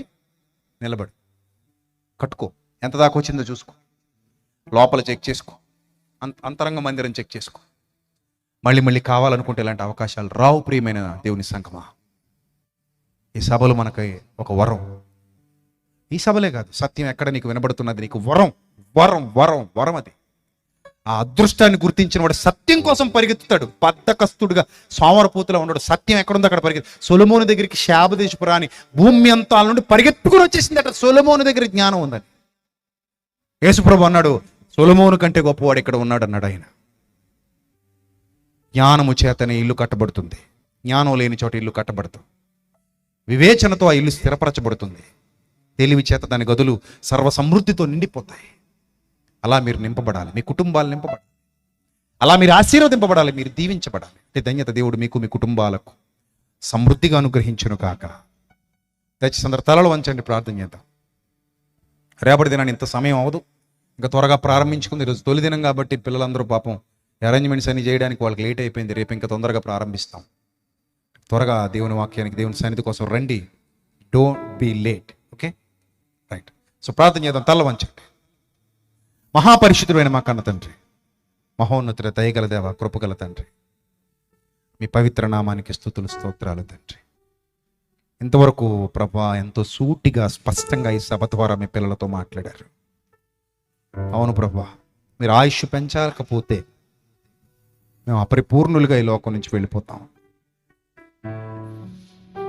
ఇంకా ఆయుష్ పెంచండి తండ్రి మీ పిల్లలకి. హిజ్కియాకు 15 సంవత్సరాలు ఇచ్చారు. ఆయన ఎందుకు దాన్ని వినియోగించుకున్నారో మాకు తెలియదు. ఆయన యథార్థవంతుడు కనుక మీరు ఆయుష్ ఇచ్చారు. మీ పిల్లల ఆయుష్ కూడా పెంచండి తండ్రి. ప్రభు, ఇంకొంతకాలం మీ పిల్లలుగా మమ్మల్ని అందరినీ జీవింపనివ్వండి. నేను శరీరంతో నిలిచి ఉండుట మిమ్మల్ని బట్టి మరి అవసరమై ఉన్నది అన్నాడు పౌలు భక్తుడు. మీ చిత్తమైతేనే తండ్రి ఇంకొంతకాలం మీ పిల్లలకు ఆయుష్ పొడిగించండి. వారు తమ బ్రతుకు విలువ తెలుసుకున్నట్లుగా సహాయం దయచేయండి. మీ సత్యమును ప్రకటిస్తున్నాను తండ్రి.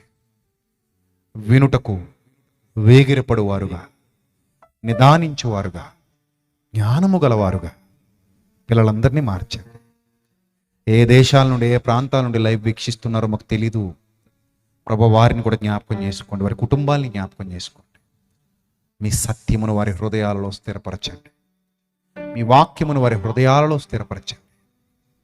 జ్ఞానము వలన కట్టబడే ఇల్లుగా వారి అంతరంగ మందిరం ఉండినట్లు సహాయము దయచేయండి ప్రభా. నా ముందుగా ప్రభా మీ ప్రియ సేవకులు మాట్లాడి ఉన్నారు. ఆయన ప్రకటించిన సత్యమును మీ పిల్లల హృదయాల్లో ఫలింపచేయండి. మా ఇరువురి ద్వారా ఈరోజు ఈ వేదిక మీద నుండి ప్రసంగించబడిన ప్రతి మాట వారి హృదయాలలో 30 60 100 ఫలించినట్లు మీ శక్తితో, మీ బలముతో మీ పిల్లలను అభిషేకించమని వేడుకుంటున్నాను. ఈ రాత్రి గడిస్తే మరలా లోకంలో కలిసిపోకుండా, ఈ రాత్రి మాత్రమే మీ పిల్లలు మీ మాటలకు విధేయులు కాకుండా, విని విడిచిపెట్టకుండా ప్రభు, ఇంకా 3 రోజులు ఉన్నాయి మాకు, మీరు ఇచ్చారు తండ్రి. మీ చిత్తమైతే ప్రభు ఘనముగా, మహోన్నతంగా, ఇంకా ఉన్నతంగా ఈ సభలను జరిగించండి ప్రభా. మీ కృపలో సంగీత మేడం గారిని జ్ఞాపకం చేసుకోండి, ఆమెను బలపరచండి. ఆమె ద్వారా, మీ కుటుంబం ద్వారా ఇంకా గొప్ప పరిచర్య జరిగించుకోండి.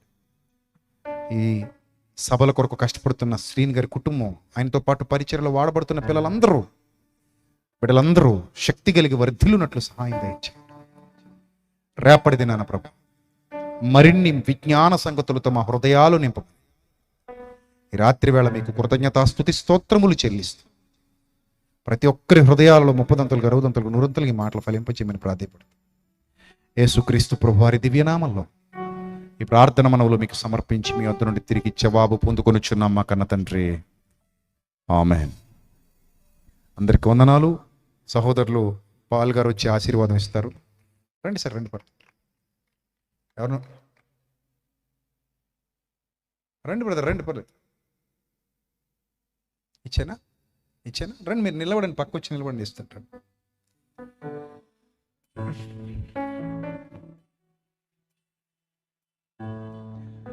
అందరు లేచి నిలబడదామా ప్లీజ్? అందరు లేచి నిలబడి ఆకాశము తట్టు మన కుడి హస్తాలు చాపుదాం. మన తండ్రి అయిన దేవుని ప్రేమ, కుమారుడు మన రక్షకుడైన క్రీస్తు యేసు వారి శాశ్వతమైన కృప, మనందరి ఆదరణకర్త అయిన పరిశుద్ధాత్ముని అన్యోన్య సహవాసం కూడిన మనకు, ఆయనను ప్రేమిస్తున్న ప్రతి ఒక్కరికి సార్వత్రిక సంఘం అంతటికి సత్యములో కొనసాగుతున్న ప్రతి దేవుని కుమారునికి కుమార్తెకి, వేదిక మీద ఉన్న దైవ సేవకులకు, ఇక్కడ ఉన్న దైవ సేవకులకు, ఈ చుట్టూతో ఉన్నటువంటి దేవుని ప్రజలందరికీ ఇప్పుడు ఎల్లప్పుడు సదాకాలము తోడుగా ఉండి నడిపించునుగాక. ఆమేన్.